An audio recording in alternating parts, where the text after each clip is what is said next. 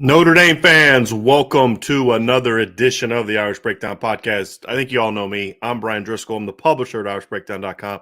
I'm going to be solo for a little while today. I gave Ryan a little bit of the day off. He's in Chicago today, and he really wanted to go to Cubs game. It's kind of a bucket item list for him, so let him go to that game. And so I'm just going to kind of do a little solo here for a while. Eventually, Sean Davis is going to join me to talk about some of the big games this weekend. We're going to preview those as well, make predictions for those. So we're going to do a few things today. We're going to talk a little bit about just kind of what this game means for Notre Dame. I think it is an important game for Notre Dame. It's not so much the opponent per se. It just, there's other aspects to it that go beyond Marshall that we're going to talk about today. I'll give you all my game prediction, kind of why I predicted the game the way that I did. And I'll kind of let you know what the other Irish Breakdown staff members predicted. And then we'll dive into, we'll kind of preview Texas, Alabama. We're going to talk Florida, Kentucky, Tennessee, Pitt, and BYU, Baylor. May talk a little bit about USC, Stanford, because that is Sean's upset pick of the week. Sean, if you're a member of the message board, Sean Davis picked his upset of the week to be USC going down to Stanford. So we had that on the board as well. And for a reminder for all of you that are going to be at the game tomorrow, we're hoping to be set up in the stadium reserve lot, which is kind of right there in front of the stadium, by 10 a.m. So we'll have food, drinks, all that kind of good stuff ready to rock and roll for you. So it's going to be a fun day. So we'll get around 10 o'clock. I'll tweet out and put on the message board just specifically where we are. But I'd love to meet all of you. We're going to have a lot of food. We're going to buy food for probably at least 100 people. So based on the response we've gotten on who's going to be there. So just swing by at any time. You can bring wife, girlfriend, husband, kids, whoever you're with, just bring them all by. And so it's a chance for people to meet. I've actually had somebody ask this, and I never even thought to answer this, but somebody asked if it was free and if there was a charge. And of course it's free. We would love to meet all of you. You all spend your time. Some of you spend your hard-earned money supporting Irish Breakdown. Everybody spends their time supporting Irish Breakdown. This is the least we can do on top of providing you with the best content we can. So we're just looking forward to meeting all of you. Sean Davis will be there at some point in time. Vince will be coming after the show. Ryan will be there with his dad and family. My parents will be there. My wife will be around at some point. She's going to do some photography tomorrow at the game. So it's going to be a fun day. So let's talk Notre Dame Marshall. And we're going to talk about just what this game means, what's at stake for Notre Dame, and then get into the prediction. And look, it's easy to look at a team like Marshall and say, Sun Belt team, Notre Dame should win by 50. That team's not any good, and kind of focus on that. And I have a couple responses to that. Number one is I think you're selling Marshall short. Now, is this a game that Notre Dame should win convincingly? Yeah, it should. But it's a game that they would have to earn a convincing win. This is not a team you just roll the ball out and beat them by 40. This isn't New Mexico. This isn't Bowling Green. This isn't Miami of Ohio. It's not that kind of team. It's not what UNLV will be at some point in time this year. This is more of a Toledo team, right? And a better version of Toledo, in my opinion. They're bigger than Toledo. They're every bit as athletic, if not a little bit more so than Toledo. Certainly bigger than Toledo, and a team that's really filled with a lot of talent. So it's a game where and here's why it matters. And here's where I'm coming from on it, because I think this needs to be explained, because I think some people look at that as, well, you're kind of setting up excuses if they don't play well. Not at all. If Notre Dame plays like they did against Toledo, I'm not going to have some very pleasant things to say after the game. If they win by 14 and it's just a sloppy game, I'm not going to have pleasant things to say after the game. The reason I think it's important to understand that this is a quality program, and why I pushed back on Vince this summer when he was talking about it, is if Notre Dame does blow Marshall out, it needs to be respected and recognized as that's what really good teams do to quality group of 5 teams. And it will be earned, and they will have to, as Michael Hahn just said, they got to bring it. Notre Dame's going to have to bring it. They're not just going to roll the balls out. So I think obviously that's an important thing. We're going to learn a lot, to me, about the resiliency and character of this football team. And that's really what it means to me is Notre Dame cannot play well and still beat Marshall. They did it to Toledo last year. Notre Dame played terrible against Toledo. Blown plays, pick sixes before the half, questionable calls. So many things went wrong in that game. And yet Notre Dame still won in the end. But it's not about winning to me. It's about what is your team showing us from a character standpoint? Are you bouncing back emotionally from the loss last week? Were you able to focus in and say, hey, look, here's what we didn't do well. Let's do better here. Players taking accountability for the things that they did or didn't do. Coaches taking accountability for the things that they did or didn't do, which is what you should always do after a loss. And saying, hey, look, we've got to be better. And you learn a lot about your leadership from a player standpoint, but you also learn a lot about your football team from a coaching standpoint. And these are the times when friction can be created in a football program with if the coaches are all about you guys didn't do this, you guys didn't do that. And that's been the kind of the case at times in the past, and that's where that friction can come in. Or coaches are willing to say, hey, look, I didn't do my job well enough, and you didn't do your job well enough, and we have to go fix this thing and go out and play Notre Dame football. And that's what you want to see. Those are the things you have to learn, and that's an important part of this that maybe we're not talking enough about in this game because we are focused on, well, it's not a very good opponent. Okay, that's fine. I agree to disagree. This is a quality opponent. There are worse teams in the schedule than Marshall, I can assure you. But also appreciating the quality of the win, but also what a convincing win would mean about this team or what a not convincing win would mean about this team. And it would be a concern for me. And it's not so much about the execution. Execution in game 2 is still going to be a little bit not where it's going to be in a month and then in 2 months. It's more about the energy.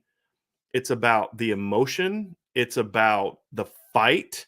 It's about the edge that you do or don't play with. Like if they come out and play hard, but they're just off on a couple plays here, or guy stops his feet there, quarterback misses here, receiver drops there, blown assignment here. Those things are troubling and from the standpoint of you got to fix them, but they're not things that tell me this is a football team that lacks the character to be a great team. Because to be a great team, there is a level of character as a football team that you need. You're going to be tested. Go back to the 2019 team, LSU team. Phenomenal team. Destroyed almost everybody. They didn't destroy Texas. They had to battle for 60 minutes to beat Texas. They showed resiliency. They didn't play well against Auburn. And Auburn, they only beat Auburn by 3. But they showed resiliency. Get a big lead at Alabama. Bama comes rolling back. And instead of kind of letting that train just keep rolling, guys step up and said, hey, we're going to step up and make plays, and we're going to put this thing away. And those are the things that you can learn about your football team in any type of game. And I think it's especially true in a game like this because of the fact it's Marshall and it's not, some Clemson coming to town the next week. So, those are the things that you look for and say, this is how you learn about what kind of football team that you are. And so that's what I want to see about this team. And that's why this game is important to me. There's a little bit more importance to it as well, and that is that Marcus Freeman is still looking for his first win. And honestly, it's not really something where I felt like when he took over, you look at a bowl game and then they start the game off the road, you're not really thinking he's going to really have a chance to get his first win in Notre Dame Stadium. But I do think that's important. And it's kind of like with anything, it's you talk about when a football player jumps in and get that first tackle out of the way or that first run out of the way or that first block out of the way or whatever the case may be, you look at it and say, hey, Kay, you got this out of there. You got that monkey off your back. It's baseball. It's your first hit or whatever the case may be. It's like I think baseball is a great analogy because it's one of those things where we all follow. I mean, anyone that follows baseball knows it's like kid comes up for the minor leagues. He's a big time prospect. Joins the major league team, and he starts off 0 for 3 in the first game, and then he's 0 for 4 the next game. And then all of a sudden, he starts putting more and more pressure on himself to go out there and get that first hit. Well, that kind of can happen to a football team when you're trying to get your first win or whatever the case may be. And that's where this team is, I think. So when you look at it, I do think getting that first win for Marcus Freeman and Marcus Freeman getting his first win as a coach is going to be one of those things that kind of say, okay, guys, we got that over with. Now let's focus on building our football team the way that we are going to build our football team. So I think that's a very important piece to this. That also is, I just think it's just another aspect and a layer to this game that matters, that is beyond the opponent. And then the final thing for me, as we're joined by Sean Davis, our recruiting analyst, Sean. The final point for me, beyond just the character and resiliency of your team, getting that first win for Coach Freeman, at some point in this game, it is imperative that the Notre Dame offense start doing things to gain confidence, because this is not an offense to me that played like it had confidence on Saturday against Ohio State. It did not play like an offense that says, "Hey, give me the ball in this situation. I'm going to go make this play." We saw that in the second half of the Oklahoma State game. And you say, okay, well, that's just a bowl game. But then it kind of looked that way against Ohio State as well. I thought they came out confidently to a degree early, but that kind of, once Ohio State went on top, you could just see everybody kind of pressing. And there just wasn't that confidence that, hey, we're going to come out, we're going to make this play. So I think the third piece of this conversation in regard to what is at stake in this game beyond just a W in the win column over a group of 5 team is, I think that's important, because the longer this offense struggles to really get going, the more doubt creeps into your mind. So it's not just what I mentioned before about, getting that first win from Marcus Freeman. The same thing is true of the offense. The more that they don't finally get rolling and playing to their potential, the more they press, the more doubt kind of creeps into their minds. So even before we get into predictions, I think those 3 areas, Sean, are very important about this game and are things that are going to tell us a lot about the heart, the soul, and the character of this Notre Dame football team, and Marcus Freeman's ability to get that out of his football team. No, that was a great reference by you and great analogy with the youngster coming up from the minors and just trying to get that first hit. I think Robin Ventura, Sox fans are in the chat. They remember, great career with the White Sox at third base. I think he started out 0 for his first 31 or something like that. And it was like once he got that first hit, the rest was history. He became he became the legendary third baseman that all White Sox fans love. So I think there is a sense of anxiety that Marcus Freeman and his players will be feeling, because I think his players recognize, as much as they love Marcus Freeman, I think they recognize that right about now he sits at 0-2 as a head coach, even though technically it doesn't go under his record with him coaching Brian Kelly's team or finishing off the season. But I think they want to get off the schneid. I really do.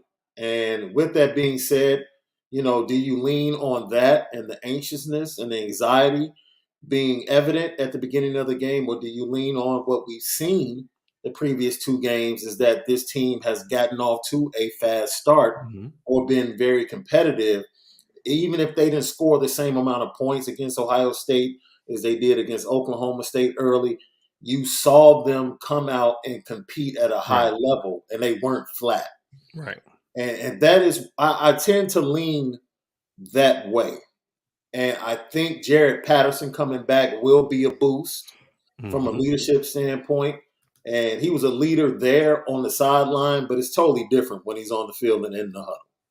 And Marcus Freeman, just talking to the media saying, I fully expect us to throw the ball around and, take chances at big plays a little bit more. And that might be upsetting to some people in the fan base looking back to last week saying, well, heck, what the heck was that last week? That's when we really needed it. But, I fully expect this team to come out, and I'm not so caught up on the first drive, right? Right. Because there's another team on the field that's going to come out fired up, right? So I'm not really caught up on the first drive. And Sean, we've talked all week. That's the best side of their team this year. Yeah. Is the defensive side. That's side, their good side this year. Yeah. So, but I do expect to see certain things by the middle of the first quarter, to see and show me that Notre Dame is starting to put a stranglehold on the game at large. So, Sean, let's kind of dive into we've talked about sort of what's at stake. Yeah, And I do think there's a lot of stake because again, what do we always say? It's not about the other team. right.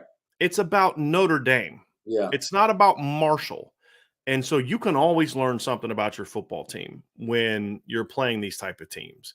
And that's what matters to me is we're going to learn something about Notre Dame tomorrow. Does it mean, okay, the way they play tomorrow means, Clemson, you better watch out? No, it's about building to Cal. And then Cal is building to Carolina. And right. Carolina is building towards BYU and so on. That's how you build a football team. And so that's what we're going to learn about this team tomorrow. So I'm very curious to see how they're going to go. And the thing is, too, Sean, is we are still so new into the Marcus Freeman tenure. A lot of this stuff we don't know. Like even something as simple as like yesterday we were talking about, like, okay, how does Al Golden going to be able to put a game plan in when he only has a week compared to Yeah. an entire offseason? We don't know the answer to that.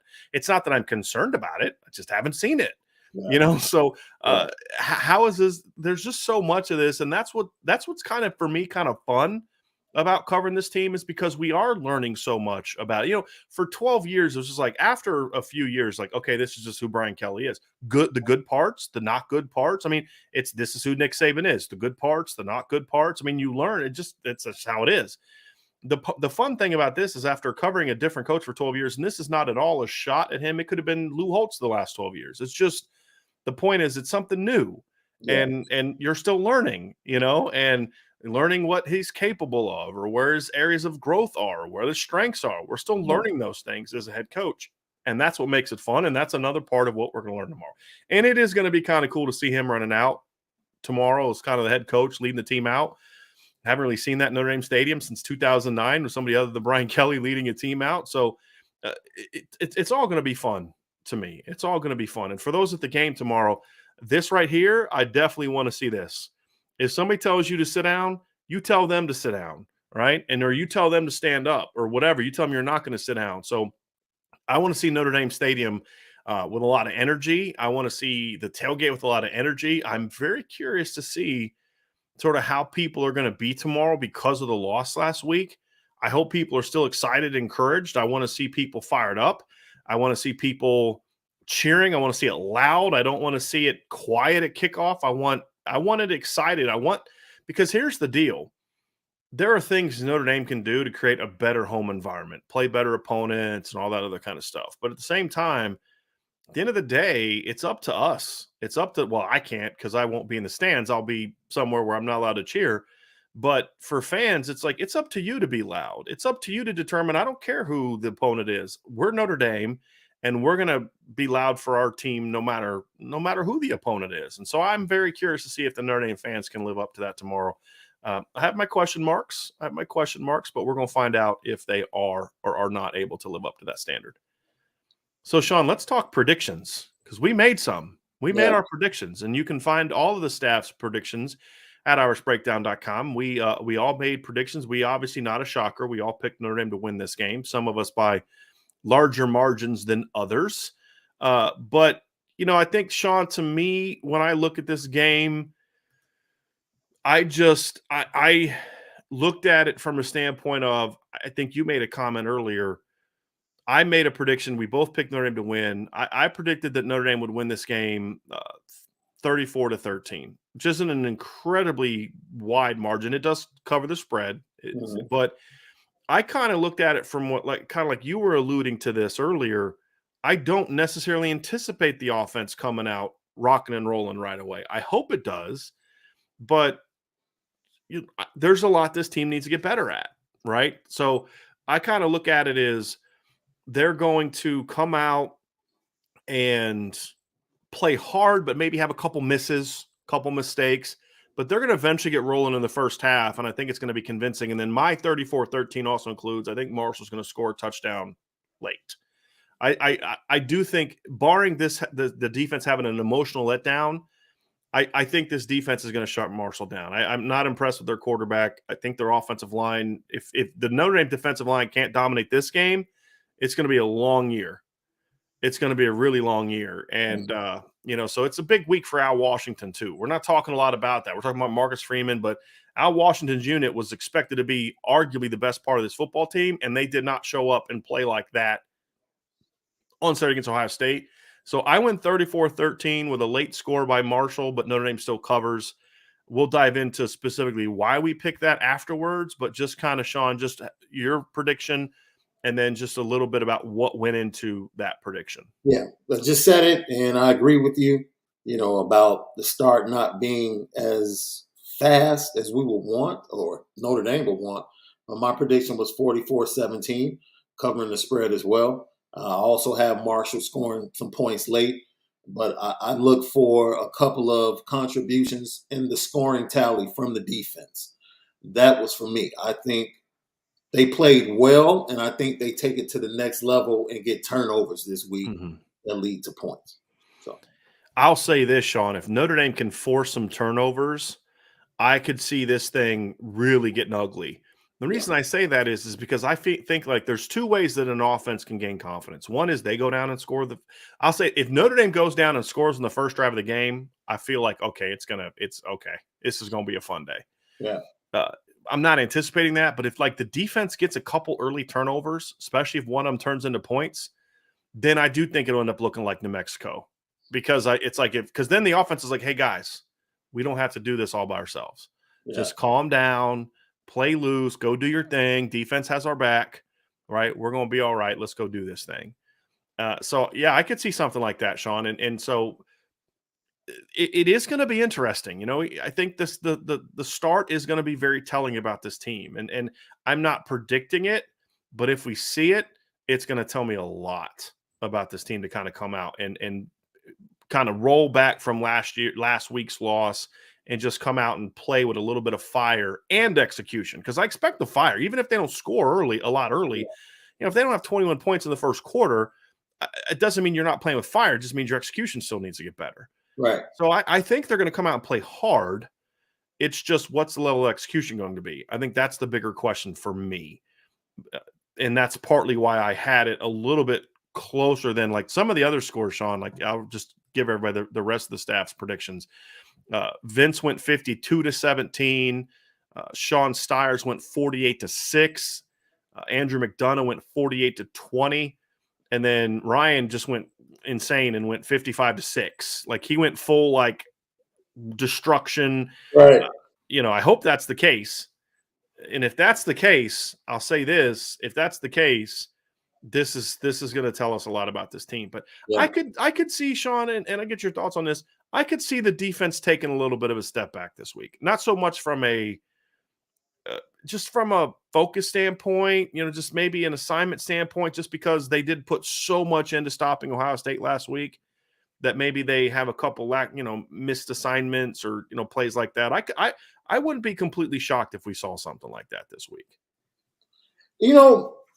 Of course, there are a lot of things that can happen. That's why they play the games, and that's why it's college football. But for me, I went the route of 44-17 because I just really am looking forward to, and it's something you touched on, that's going to be one of the funnest parts. And I've been asking all week, I wonder how Al Golden is going to approach a quarterback that's making his second start on this big stage. This is not Norfolk State. This is Notre Dame Stadium, national TV. Like, how does he attack him? Does he sit back or does he go after him early on and try to get them outside of their game? Because they're speed and tempo, but they want to run the ball with those two running backs. Right. And throw quick game. And all of that. So it's like, how does Al Golden – I'm interested in how he attacks them early on. Like, do you run blitz, get them behind the sticks, and then say, okay, it's going to be interesting. Because if you look at Henry Colombi, I mean, he was that way at Texas Tech too. If you could pressure him, he's going to make mistakes. Yeah. And it wasn't so much about the environment with him, it was about the pressure. He's played at Texas and Oklahoma and places like that before, but he played it at Texas Tech where, it's a different animal. Yeah. But now he's the guy. He was coming off the bench in both of those games, those seasons. He didn't start those seasons as the starting quarterback. Now he's the guy. Yeah. And he's not a guy with a big arm, as we broke down the last couple of days. He's a really accurate kid, good decision maker. So do you let him get into an early rhythm of getting the ball out quickly and hitting the hitches and the slides, and then they build confidence? You say, hey, look, you can't throw the ball to downfield on us. And if you think you can, your offensive line's not going to have enough time to protect down the field on us. So we're going to come out and be aggressive. That's what I'm hoping we see, because it's like, Marcus, what's the one word Marcus Freeman's probably used more than any other this week in this press conferences? Aggressive. Yes. Okay, well, we heard the words and I believe them, but now we need to see it. And Right. it can't just be the offense. It can't just be special teams. It's got to be the defense too. And part of that is, being aggressive with your coverages, still doing things in disguise, maybe you play off and then jump at the snap, because, you saw it in the Marshall game. Or no, which game was it? I'm trying to think of which game I was watching last night, where a corner it's the Marshall game against Norfolk State, where the guy's playing off and at the snap, he just flies downhill and jumps in front of a hitch pass. I'm like, oh, That's okay. Micah Abraham, Yeah. Donnie Abraham's son. Yeah. Oh, I didn't know he was Donnie Abraham's son. Oh, Yeah. they're both of their corners got some NFL bloodlines then. Yeah. It's Stephen Gilmore being Stephon Gilmore's son or brother, excuse me. So, yeah, Stephon Gilmore, he's not that old. He's got a kid playing college football. Younger brother, excuse me. But, those are things that you want to see. That's aggressive. Be aggressive in the boundary and not that I'm not saying be aggressive like blitz 7 every play. That's not aggressive to me, but having Isaiah Foskey attacking, making calls up front to turn your line loose. I'm curious to see how he's going to be this week. Or does he take sort of we're playing a team that's not that good. Let's not give him a chance to rip off a big play and a little bit more passive. I hope we don't see that, to be honest with you. I want to see an aggressive game plan in all phases of the game, not just special teams like Coach Freeman said, and offense like Coach Freeman said. I want to see a defense too, because look, the defense right now as it's been for several years, is right now the best part of this football team. Yeah. So set the tone, right? Set the tone. If you win the toss and you defer and you start on defense, then set the tone. Go right after them. Right. And that's how you get to what you said, Sean, of a couple turnovers. You're not going to get turnovers if you're just sitting off and let them catch, unless Marshall just stinks and they put the ball on the ground a ton. This is the team that turned the ball over a lot last year, and their new quarterback's a guy that the last 2 years has had a pretty high, interception rate when you talk about a per pass basis. So I want to see them be aggressive. And again, it's all part of setting the tone of who this football team is going to be. You're playing an inferior opponent. So let them know that they're inferior and blow them out in the first 2 quarters. Yeah. And then you can spend the whole second half with Junior in the game, and you can get Tyson Ford in the game or Josh Burnham in the game, Jalen Sneed in the game. And then if they score a little bit, okay, fine. It is what it is. You've already got a big lead. That's what I want to see. And it's got to be all phases of the game, because the defense tomorrow, the defense and the offensive line need to be the tone setters. And if they're not, then I'm gonna get back to being a little bit concerned, to be completely honest with you, about the soul of this particular 2022 football team. Yeah, and we're looking for things, and we're looking at the scoreboard, but more than that, my dad used to tell me, did you learn anything when I made a mistake? Because if you learn something, I don't have to worry about you making the same mistake. And this is going to be a weekend in a game to see if Notre Dame has learned anything. Like, Marshall's going to come in with a smaller front and move around and stunt and blitz off the stunts. And they're going to make you prove that you have gotten better at picking up those movements. Right. Why would a team not do that to Notre Dame? Like, if you aren't doing that and pressing Notre Dame's corners, then you just don't know what you're doing. I'm sorry. I'm sorry. And if Notre Dame isn't prepared for that, I'm going to have major concerns about this offense. And I expect them to. I'm not saying that they're not going to. I expect them to be prepared for that. But if they're not for some reason or don't have answers, we're gonna be having a very interesting conversation next week. So and Sean may have to just pull over and get on the post game show on his way home from the game tomorrow. If it's a problem like that, yeah. Like, I got something to say. Like, I'm gonna be sitting in my basement. All of a sudden, Sean's gonna come down the stairs, and just like shove me out of the way. Like, I got some stuff I gotta say right now, Drisk. So step aside. I got this. We're gonna be all right. And defensively, Look, are Yeah. you going to get after the quarterback? Right. Have you learned? Stop wrestling with people. Make a Right. move. Right. Either Right. go around them with a speed rush or go inside and rip and get to the quarterback. But this dancing, like you're waltzing with tackles and waltzing with offensive linemen, we can't have that. We Yeah. can't have that. Short passing game. That's what they're going to employ. Yeah.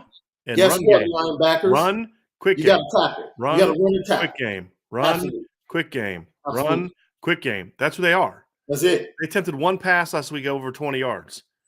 If they weren't willing to do that against Norfolk State, right? I mean, there's a reason for that, Sean.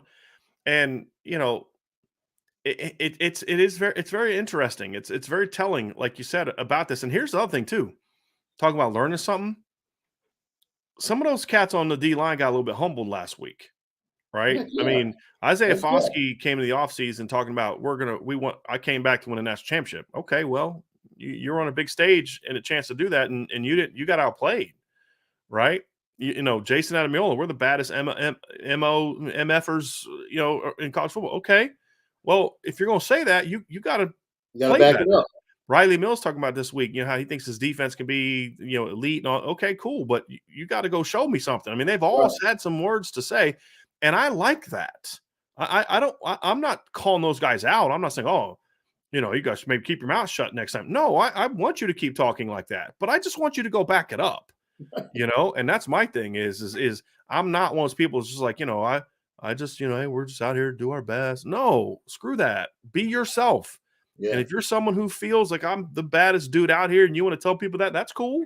But you better go out and show it. You better go back it up. Absolutely. And that's my thing is that unit to me tomorrow, Sean, if they don't play ticked off, we're going to have some serious conversations after this because you guys have run your mouths a lot. And again, I'm okay with that. If I was playing at Notre Dame when I was 18, 19, 20, you better darn sure believe social media would have talked a lot about the things that I was saying because that's just how I was. I'm okay with that, but you better go back it up. And that kind of goes back to what you've been saying really since we started talking about this prediction today is the turnovers. Yeah. Well, where's that going to start? It has to start up front. And I have a feeling that's what you're envisioning too is the defensive line just coming out and harassing Marshall. It may be a pick six by a corner, but it's going to be because the quarterback was pulling a Popke from unnecessary roughness, like blow the whistle, just throwing the ball away. You know what I mean? Because he doesn't want to get hit. And that's what I want to see. It's got to start up front. And that was expected to be the strength of this team, man, and it wasn't last week. Yeah, do to others as they do unto you. That's not the exact quote, but I switched it up for this purpose. If everybody else is going to take away your left hand and force you to play right-handed, then do the same thing to them. Right. If they love the short passing game, then bring your DBs up, take it away, bump them, knock off the timing, and shut down the run game. Mm-hmm. And if they catch the ball, get them on the ground immediately. Yep. Go to the next play. That's how we play, aggressive. Yep. Safeties, creep up. Like, yo, we're fast enough to run with you. We're getting involved in this mid-range game, taking that away, and we're going to take away the run game. We're going to be nosy. We're going to come downhill, get you behind the sticks, and force you to go to third and long, and then we're going to come after Columbia. That's what we're going to do. We're going to create havoc and turnovers. We dare you to beat us. The same attitude Ohio State had with you, have the same attitude. Right. We dare you to throw the ball. Yeah.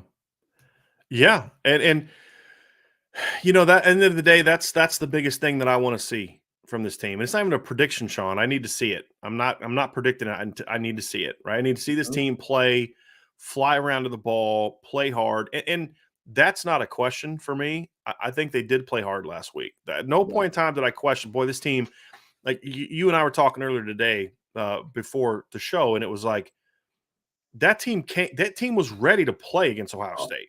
Yeah. They weren't – the environment didn't get to them. The moment didn't get to them. It wasn't any of those things. It was we didn't execute well. We didn't play with the necessary technique. And I was talking to a buddy last night, and he was like, the game plan against Ohio State was a mistake. And I said, okay, I understand. And to a degree, I don't disagree with you. I wanted to see more aggressiveness. But the thing I said to him is, even though we somewhat agree, the reality is you had 3 plays in the second half that were designed and carried out in a way that if you just hit it, it's a touchdown. I mean, if they can protect Tyler Buckner and Tyler Buckner's able to put that ball on Lorenzo Styles, it's 17-7. Not too many series in the third quarter. I believe it was still, I'd have to go look, but I believe it was still 10-7. And they ran a similar play this time with Braden Lindsey, and he smoked a dude. But what happened is Tyler never got to, he got to the top of his drop and he was hit. It was hit. So my point is, even with that problem, you still had a chance to be up 2-3 scores on Ohio State before they got rolling. And to me, that's frustrating as heck, but also encouraging, because if this team does start executing and does start hitting those plays, even with the game plan I didn't like, they should have beat Ohio State. Even with the game plan I didn't like. And so there's no moral victories from last week. There's no, but you got to be able to watch that game and say that game was different, because we're all coming out of that game like thinking, man, you should have won that game. I can't believe you didn't win that game. When was the last time that Notre Dame went into an environment like that, in a situation like that, and was like, we played like crap and still could have and should have won? Right? Not like Miami, like, oh, gee, if Brandon hits that one pass, they would have rolled, but you ended up losing by 33. It was a game where in the second half, you're like, dude, you had multiple chances to go up 10, 17 points, and you missed. It was an execution thing. It was a fundamentals thing. It wasn't this team wasn't ready for the moment. Same thing in the bowl game. That team came out ready to play, which is why they were up 3 touchdowns before, in the second quarter. Yeah. But you got to finish, and that's the big thing is, can this team finish? Can they finish off drives? Can they finish off quarters? Can they finish off halves? Can they finish off games? And that's where I feel like circling back as we wrap this up, the beginning, sort of my monologue at the beginning was, we're going to learn about this football team because, how do you kind of evolve as a team? How do you come out in a game against a team like this? You get that first win, but when does it set in, right? When do you finally say, okay, enough is enough, and we're going to take that next step? And that's what I want to see from this team. And it doesn't have anything to do with Marshall. That's to do with Notre Dame. Marshall just hopefully is the team that has to suffer because of it. You're the team that they woke up against. And to me, those are the parts of this team that are going to tell us a lot. Again, we've seen it before. We've seen it with other teams, Ohio State, when they finally turned the corner against, under Urban Meyer. They were good, Urban Meyer's first couple years, Sean, but if we're being honest, they lost most of the big games they played in his first couple years. That's if true. we're being honest. His first year they went 12-0, but Michigan was, an 8-5 team that year. Their other big win that year was a Nebraska team that finished, 10-4. I think it was a Bo Pelini Nebraska team. They didn't play anybody good because, remember, they weren't allowed to play in the postseason that year. Right. And then in 2013, they went out and they beat Wisconsin. It was just okay. They beat Michigan 42-41. And again, that was not a very good Michigan team. They beat a 7-6 Michigan team by 1 point. Then they got smacked in the Big Ten title game by Michigan State. And then they got lost to Orange Bowl to Clemson. That's what Urban Meyer's first 2 years were. So, 24-2. But who'd they beat the first 2 years? They lost to really the only 2 really good teams that they played.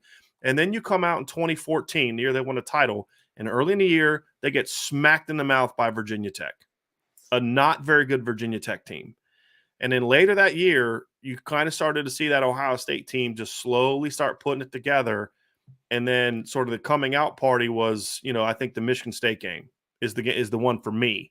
Yeah. That was a coming out party because, like, I know the final score was 49-37, something like that, Sean. Yeah. But if you go back and watch that game, that was one where I thought that they just it wasn't that close, in my opinion. And it was the game where Ohio State kind of finally woke up a little bit. And you're like, okay. It was 42. Yeah, I'm looking. It was 42-24, then 49-31. Michigan State scored late. That was the game where you're like, uh-oh, the light went off. The light went off. And after that, it's like, okay, their teams are in trouble. That was on the road, too. That was at Michigan State. And I think they were ranked 5th at the time, 8th at the time. Michigan State was ranked 8th at the time. Yeah. So, you've seen it before. You saw it with Alabama really in 2009, in my opinion. I think we saw that with Bama the year that they won the title. I think you just kind of there comes a time in a game where the light goes off and you're like, you know what? We're a pretty good football team, and I think because like you got to remember 2008, Bama was a pretty good football team, but they ended the season very much in the same fashion that Ohio State ended in 2013. Yeah. And that was with back-to-back losses against really the two best teams that they played. Florida smacked them pretty good in the SEC title game, and then Utah smacked them in the Sugar Bowl. Well, then you come out the next year in 2009, and Alabama's kind of similar, beat an okay Virginia Tech team, beat an okay Ole Miss team, beat South Carolina, who's okay, beat LSU that year, was just kind of okay. Yep. Their coming out party was the SEC title game against a team that had kind of dominated the SEC for the previous 5 years. I mean, Florida was that team at the time, and it was a Tim Tebow team, and it was an undefeated Florida team, defending national champs, and Alabama took it to them. That was the breakout party where that team finally was, you know what? We are this good. We are not just out-talenting people, because the SEC wasn't that good back then, in my opinion. It really wasn't. The teams were just kind of okay. And then obviously that started their role. And I'm not saying Notre Dame's going to win the next 7 of the next 12 national titles, but I'm just saying is there does come a game under any head coach where your team assumes its identity, good or bad. And that's what we're going to learn about Notre Dame is, when is that game going to be? Is it going to be this year? Is it going to be tomorrow? Is it going to be in a month? Is it going to be in 2 months? But it starts to show, right, against teams like this. And then it really comes into full fruition like against BYU or Clemson or something like that. You know what I mean? But you start to see the signs. And in 2008-9, you can start to see the signs with Bama before they really kick the door down in the SEC title game. With Ohio State, you started to see the signs in 2014 before they finally kicked the door down. We're like, this team is getting close to really getting to that next level. And then bam. And then, of course, a month later, they beat Wisconsin 59-0, a good Wisconsin team 59-0 in the Big Ten title game, and then just took it to Bama in the second half of that game, and then, of course, went and destroyed Oregon. So the light goes on at some point in time, but it slowly starts to build. It's not like you're just mediocre. Bam, you beat Florida in the SEC title game. Well, you had to get to the SEC title game, so clearly you started showing yourself before, but it was that game. So we need to start seeing those steps to Notre Dame on Saturday where those things get defined, and that's what I'm curious to see. I think we will see some of those things answered, though. I hope so. I sure hope so. I sure hope so. Now we're going to have a little bit of a Q&A afterwards, and we do have some super stickers. Tim Opal, thank you very, very much, buddy. Appreciate that very, very much. We did have another super sticker earlier from Rob Osgood. Appreciate that very much, Rob. He said, here is a small donation for the tailgate. Can't make it down here in North Carolina. Well, hopefully we'll get a chance to bump into you when we're at the North Carolina game. So, Sean, that's going to do it for the Notre Dame versus Marshall predictions. But we got a lot more coming up because we're going to get into the big games of the weekend. And then after that, we're going to have a mailbag, little quick mailbag. So get those questions in as well. And, before we transition, do us a favor, hit that like button, everybody. Hit that subscribe button, hit that notification bell, and share this podcast. So, Sean, I can't remember the last time there was this much big-time action in the first 2 weekends of college football as what we've seen these last 2 weeks. I mean, last week it was Notre Dame and Ohio State was the big one that we were focused on, but you had Florida and Utah. You had Oregon, Georgia. There was like a lot of good games on last weekend. Even some of the games that necessarily weren't sexy. You had the backyard brawl in the opening weekend. You know, I mean, there's a game. Purdue, Penn State played a really good game that was big for both teams in the opening weekend. And then you move into week 2, and you've got some more marquee matchups with a lot on the line. And so we're going to preview those 4 games today. We're going to talk Alabama, as I said earlier. We're going to talk Alabama and Texas. We're going to talk a little bit about Florida and Kentucky. We're going to talk a little bit about Tennessee, Pitt. We're going to talk a little bit about Baylor, BYU. And I have a feeling Sean may want to talk a little bit about Stanford and USC. So so we'll get into it. I did let people know at the beginning, Sean, before you joined, that was your upset pick of the week. Yeah. With Stanford against Stanford over USC. So we shall see. So, Sean, let's begin by talking about this Alabama-Texas game. This is a fascinating game, and it's an opportunity for Alabama to continue building on their resume as they push for another championship. And it's an opportunity for Texas to say, hey, look, we're here. You know, we're back. and we're ready. And I think Texas can achieve that, in my opinion, Sean, in two different ways. Number one is obviously the most obvious, is winning. And number two, I think if they can just play them like they did LSU 2 years ago, I think that's going to be a competitive, that could make it a more competitive game. Yeah. But I'm just not there yet, Sean, with Texas. And for me, it's really just about Quinn Ewers. In 2009 against or 2019 against LSU, they had Sam Erlinger. Now, Sam is not nearly as talented as Quinn Ewers as a thrower of the football, but he was a veteran and he was a gamer. And he just was a kid that was going to battle for 60 minutes. And he was in his third year of games in which he had started. Second year as a full-time starter. Third year in which he had started games.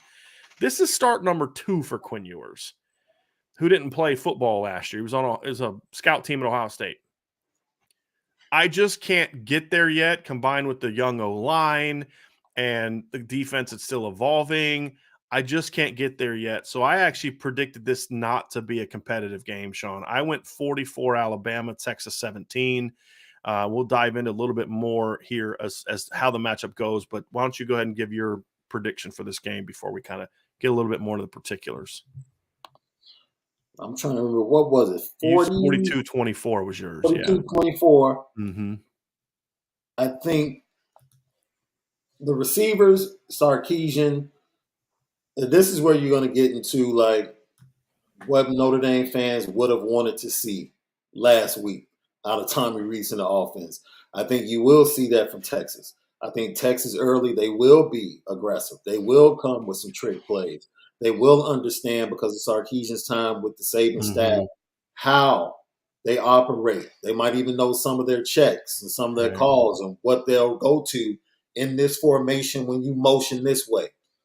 But unfortunately, they have to play 60 minutes. And with the talent that Alabama has, eventually guys like Will Anderson and Bryce Young are going to take over and start to dominate the game. One of the things that I will point out, though, and this has been something that has hampered Nick Saban and given him trouble and probably some sleepless nights over the last season and a half. Last week, they only had 5 pressures from the defensive line. Mm-hmm.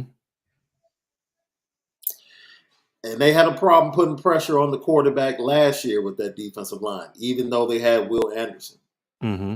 So early on, Texas might be able to make some hay. I mean, they do have Bijan Robinson. I mean, I would argue that they have two of the 3 or 4 most explosive athletes in this game. Yeah. Bijan, obviously, but then Xavier Worthy is a dude. Yeah. I mean, so that's, and you said it in your breakdown. Like, look, they're going to have their moments. Right? Yeah. Sark is going to get them. My question is, can Quinn Ewers hit those throws, and can they protect him? Yeah. And that's the thing that you're saying is you think there's a chance that maybe they protect him, but I just don't know if they can do it for 60 minutes. No. I'll say this: if Quinn Ewers comes out playing well, because I do think that the Alabama secondary is vulnerable to top pass catchers, as most teams are, right? Yeah. Xavier Worthy can get open on anybody if you give him if you give the quarterback time. He can. He's big time. It's just, can you protect it? It's like the Ohio State game. There was 2 times Notre Dame had a guy open by 3-4 yards against the Buckeyes. But you couldn't protect him long enough to get the ball down the field. Yeah. And that's what makes you a good team, is your coverage doesn't have to be great every time, because quarterback's not going to have time. And that's going to be the question, because with Dallas Turner and Will Anderson, as you mentioned, those are dudes coming off the edge. Yeah. Can Texas protect it? That's going to be the question mark for me. You just mentioned it. That is the problem, right? I think they're starting, if I'm not mistaken, a redshirt freshman and a true freshman at tackle. That's scary. That's a scary proposition. You talking about Will Anderson and Dallas Turner licking their chops? They're definitely licking their chops. Redshirt freshman and a freshman starting at tackle. And I think they're starting something like 3 freshmen in total. Right. On the offensive line. They didn't impress me against Louisiana Monroe either, honestly. I mean, they just out-talented them. I mean, there was things that you're like, there was a play, they threw like a little quick look screen, and a guy made like 3 guys miss. You're like, that's not happening against Bama, right? And that's where you talk about projection, right? I mean, Yeah. okay, yeah, they scored this many points and all that, and then 52 points. Yeah, but you got to project it. Does that happen against an Alabama secondary? I don't think it does. And there was a couple other plays like that where Monroe had blown assignments, and you're like, that's just not things that Bama do. Bama will No. do. You have to earn it. When Yeah. Georgia beat Bama in the title game last year, they earned that win. learned that. Texas A&M earned their win over Bama last year. Bama doesn't piss many games away, Sean. You got to outplay them and beat them. And I just don't know, especially with Bryce Young now in year 2 as a starter. Yeah. I just don't know if Texas has enough firepower. Because look, here's the thing about we said about Xavier Worthy. Well, guess who else knows that? The smartest defensive football coach in college football. Him and Kirby are to me in that conversation, right, with Nick Saban. Guess what the game plan is going to be? We're not letting that dude beat us. No. Somebody else is going to have to beat us. And, and that's where it comes down to Quinn. It comes all the way back to Quinn Ewers. Does he have the ability to do it? Because I don't know if they can open up the running room for Bijan early. They're going to have to get Bijan going in the pass game early. And I think that's going to be a key. Is if you can hit some plays there, I think Bama can have some success against Alabama running the ball. You're not going to run it down their throat all game. You're just not. You're going to have to get some plays in the perimeter. You're going to have to get a little creative with Bijan. And I think that Sark can do that. We've seen him do it before. We did it with Najee. Back in 2020. He was really good at finding different ways to get him to football. Those are the things that are going to be very interesting for me, Sean, is can Sark – I guess here's the thing, and you're talking about at the beginning, whose experience against the other has the biggest impact? Is it Sark's knowledge of Bama? Yeah. Or is it Bama's knowledge of Sark? That's going to be very interesting in this contest. And so I'm really curious to see how that goes, and I want a good game. I do. I want this to be a great game because Texas, Alabama, it's 2 traditional powers, 2 historic programs. I always like when those things are good games. I'm just on paper, I just have a hard time seeing it, and something else you have to point out, last year they played a lot of youngsters on the defensive side of the ball. And they competed. But they just wore down. They wore down towards the ends of games. They gave games away late in the third. Sean, if they won every game they were leading in the fourth quarter, they're like 9-3 last year. Yeah. And hey, we've seen Pete Kwiatkowski against this Alabama offense before. A little different version of it. He was the defensive coordinator at Washington in 2016 when they played in the playoff and held them to 17 offensive points. Bama scored 24, but 7 of them came on an interception return for a touchdown. Now, again, he had some dudes back then, but I like Pete Kwiatkowski. I think he's a good defensive coordinator, and I think that was a good hire by Sark. But as you said, they're still really young. And is game 2 of their second year the time that goes off when, they're playing against Bryce Young? I'll say this, though. Watching Alabama's receivers last week, they're good, but this is not what Bama has had in the past. They're still very good. The standard is Bama's pass teams, not everybody else. They are not the kind of – this isn't a Jerry Jeudy, Henry Ruggs, Jalen Waddle group, Devontae Smith group. This isn't Devontae Smith, John Mechie. This isn't Jamison Williams, John Mechie. Yeah. That is going to be an interesting aspect to this, is that right there. And I didn't love Alabama's offensive line last week against Utah State. Did you see that one play that Bryce made where he kind of like made 3 guys miss? And then oh my gosh. If Bryce Young starts doing that regularly, come on, that's not fair. Right. That's not fair. But I just didn't see the same kind of separation that you'd expect to see against a team like Utah State. They just were so much better than them. Yeah. So that is a question too, is Bama as good as they looked in the opener, as good as everybody says, or are they still slowly kind of coming back down to earth? I think this game is going to be a good test because they're going to be up for it. Yeah. And the other thing too is we don't see Bama play games like this very often. Like a true road game against a non-conference opponent. Like somebody was like, Bama's record against non-conference opponents is such and such. And I'm like, when was the last time Alabama #1 played a true road game? True road game. Right? Or played anybody good. It's like Virginia Tech and Louisville and Duke and, teams like that. So this is going to be a good test, and we're going to find out a lot about both teams. And then, if Texas somehow can pull off the upset, you're talking about sending shockwaves through college football. That would be like Ty Detmer beating Miami, right? Yep. Oh, big time. And all of a sudden, like you got Arch and you just beat Alabama. Yeah. Get ready to watch Texas roll to the #1 class in the country. I'm serious. So and if I'm A&M, I'm like, we're about to lose some commits because they're about to flip to Texas, because That's that's yeah, definitely a possibility. And then you have one of the best storylines yeah, that you thought would be there that's not there, and that's the hmm tight end that transferred from Alabama out of Chicago, Jaleel Billingsley, yeah, who was suspended for the first 6 games for undisclosed team violation. So, that's a pass catcher, and it would have been a great storyline to see how impactful he would have been offensively. Another weapon for Quinn Ewers and Sark, but he's not even there. right, So, when you're going up against Alabama, you need all of your weapons yep, available, man. Everything that you got in your arsenal, you need it available. And I'm just not sure that they have enough to go the full 60 minutes blow yeah, for blow with Bryce Young in right, Alabama. He's right. so darn good, man. I'm sorry. Oh, He's he just is. he's so darn good. 'Cause you're like, how much better can he really be? And then Ugh. you watch the first game, like, oh, okay, I got it. Now, here's the interesting thing is, so you do not have Alabama covering, correct? No, no. I, I do, but that's going to be the interesting thing too. Is if Texas can keep it close, that's going to be interesting. What does that do for them? Because this is what you and I said in the offseason. If Texas can keep this game close and gain some, because I do think Texas in year 2 of Sark of overcoming a bad team is in moral victory territory. Notre Hmm. Dame shouldn't be because they've been a 10-plus win. Yeah, I know that's a new coach, but Right, they've been a 10-plus win team the last 5 years. right, right, You're not in moral victory territory. Sark right, replaced a coach who got fired because right. they weren't winning. And so they are still in moral victory territory where if this team can have that competitive 60-minute loss where you're like, hey guys, we got some stuff to clean up, where those young players that you were talking about, Sean, kind of like, hey, you know what we are? I mean, because look, Quinn Ewers is a redshirt freshman. Xavier Worthy's a true sophomore. They've got a lot of young kids, much like Notre Dame. If they can get some sort of confidence from this game of, hey, you know what, we took Alabama to toe for 60 minutes. Yeah, Watch out for the rest of our opponents, and that's where I kind of Texas could get really interesting this year because the Big 12 is there to be had. There's a lot of teams down from where they were a year ago, in my opinion. Like Baylor lost a ton, Oklahoma lost a ton. You look at Oklahoma State. Yeah, their offense.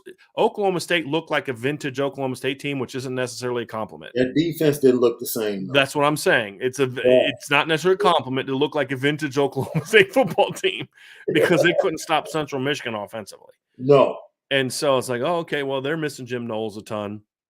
So, there's that opportunity here, in my opinion, for for Texas to kind of come out and battle and say, hey, look, if you can get some momentum coming out of this game, Yeah. this is a team that you're going to watch out for. But in Yeah. the end, I still just think it's too early in Sark's tenure.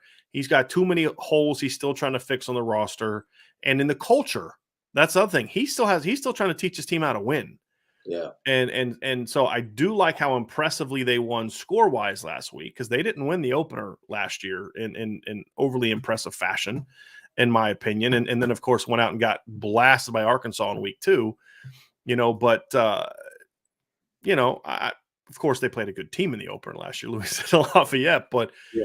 You think? we'll see. We'll see. I just like this Texas team for the future. I just don't know if game 2 of year 2 is the game we see them kick the door down, Sean. That's my thing. And as you said, if they had Blake Sims a quarterback, I think Alabama may be more vulnerable. Yeah. But I mean, this is just a kid that just he just has the same effect. It's like even when he was acting hyped up on Saturday after some big plays, it's like he was doing the jumping into guys thing, but you looked at his face, it was like still the same. It didn't change. Dude is just he's really impressive, especially for a young kid. So, Sean, let's go into game 2 of the weekend that I'm very intrigued by, and that is there's a big game in the SEC East this weekend, and that is Kentucky, number 20 Kentucky, playing at now number 12 Florida, who went from unranked last week to now number 12. Florida Mhm. is a 6.5-point favorite. As of last night, Christian Rodriguez, the running back for Kentucky, is still suspended by the NCAA. And Kentucky was not overly impressive to me in their opener over Miami of Ohio, Sean. They ran for 50 yards, 55 yards, against Miami of Ohio. And now they got to go to the Swamp and play Florida. So this is a big game. I love what Mark Stoops is building. Yeah. But I picked Florida to beat Utah last week, and Utah is better than Kentucky, in my opinion. Although, again, I love what Mark Stoops is building. This is – talk about Billy Napier getting a chance to really kick the door down open in his first 2 games. You get number 7 Utah in your opener. You beat them in what was a great game. And then and you caught some breaks, right? You caught some breaks. Now you go game 2, and you're playing number 20 Kentucky, a team that's beat you 2 of the last 4 years. After you had dominated them for a long time, Florida's got a big chance to make a huge splash, like right out of the gate under Billy Napier. They do. And the one thing I'll say this, you mentioned it in the previous matchup with Sark trying to establish culture. Billy Napier got a big win, big interception, to stay involved, a comeback attempt by Utah. I'll tell you this. I was impressed by both teams in that matchup. Yes. I walked away saying, okay, well, Utah is the best team in the Pac-12. Yeah. That's what I thought leaving that. Like, okay, Utah, they're going to face USC. That's going to be their toughest matchup. But I think they're going to push everybody else in it, especially after I watched Georgia push Oregon around. Who did you pick to win that game last week, Sean? Florida and Utah? I actually picked Utah in a close one. Yeah. I picked Utah in a close one, and it was going the way I thought it would go. And then, I picked Florida. And I said this earlier in the week. I came out of that game more impressed with Utah than I was going in. I wasn't a believer in Utah going in, honestly. I was like, look, they beat Oregon twice. Well, we saw what happens when Oregon plays a physical football team, right? I mean, we saw it against Utah last year. We saw it against Oklahoma, who didn't even have their coaches in that game where they got smacked by Oklahoma in a bowl game, where Bob Stoops is the coach for that game. And then you see him come out and basically just kind of quit against Georgia. You're like, that's not a tough team. No. Right? Utah earned my respect in that game because they battled. And look, they got to look at that game and be like, man, we missed some opportunities to win that game. Yeah. We missed some opportunities. So I actually came away more impressed with Utah, even though I predicted them to lose. It was more about I didn't think Utah was that good, to be honest with you. That was the most impressed I've been with Utah against a quality opponent in a long time. Yeah. And so I agree with you. I think Utah coming to that game showed me that they are the class of the Pac-12 right now, them and USC. Yeah. Oregon, that was embarrassing. Yeah. But Florida also showed me something because they showed me they know how to win. They had every opportunity to say, hey, we battled, but we're going to fold. Yeah. They didn't. And Anthony Richardson. Go ahead. That's a large contingent of the same roster that took Alabama down to the wire. Yeah. And I think people forgot that because the season kind of went off the rails. That was my point. Yeah. They were in the SEC title game 2 years before, the only team that challenged Alabama all year. Not Notre Dame, not Ohio State, nobody. It was only Florida. And it was the same team that 2 years prior was a top 10 team playing in major bowl games. Yeah. They didn't all of a sudden lose everyone off that team. They lost the team, but they didn't lose the players. And like, to me, as the argument I made last week, Sean, and this ties into today's breakdown of this Kentucky game, is firing Todd Grantham was the equivalent of Notre Dame finally getting rid of Brian Van Gorder. And Dan Mullen's unwillingness to get rid of Todd Grantham is what cost him his job. Yeah. And cost that team from building on the success they had the previous year. And so to me, the talent that was already there is now going to come out, because the one thing I liked about Billy Napier, and the reason, and this was the argument I made last week, Sean, and it fits into this Kentucky game, especially so. The reason Kentucky has beaten Florida and then, in my opinion, has battled Florida even in games they lost, despite having a far inferior roster, to be honest with you, is they were always the tougher team. They were always the better coach team. The reason I thought Billy Napier was such a great hire is he didn't go to Louisiana Lafayette and win with gimmicks. He didn't bring in an air raid and a tricky offense. He won because they were tough, physical, played really good defense, ran the football, and they were coached well. That translates much better to success in the SEC than a gimmicky offense that requires precision and all these other type of things. And so he inherits this roster. Kentucky can't guarantee they're going to be the more physical team now. And since the game is in the Swamp, that's why I picked Florida to win this game. I have Florida winning 26-13.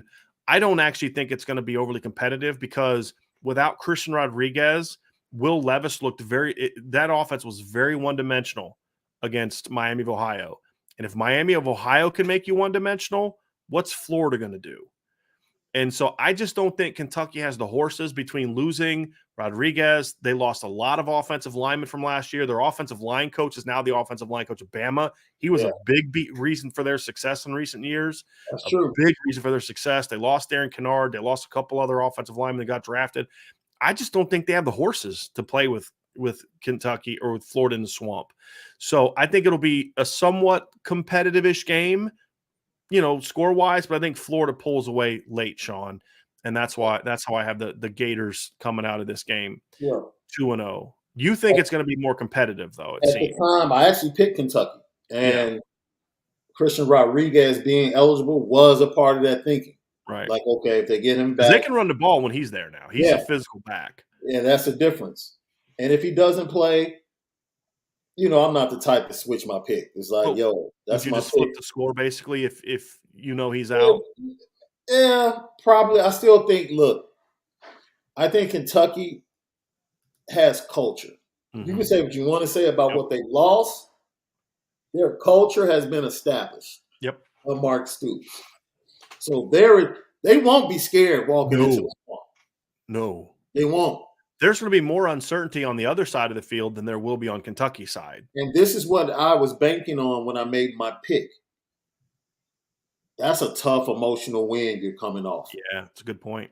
To come back up and muster up the same emotion in a conference game, and Kentucky's going to come ready to play, I look for Stoops and Kentucky to control the pace of the game.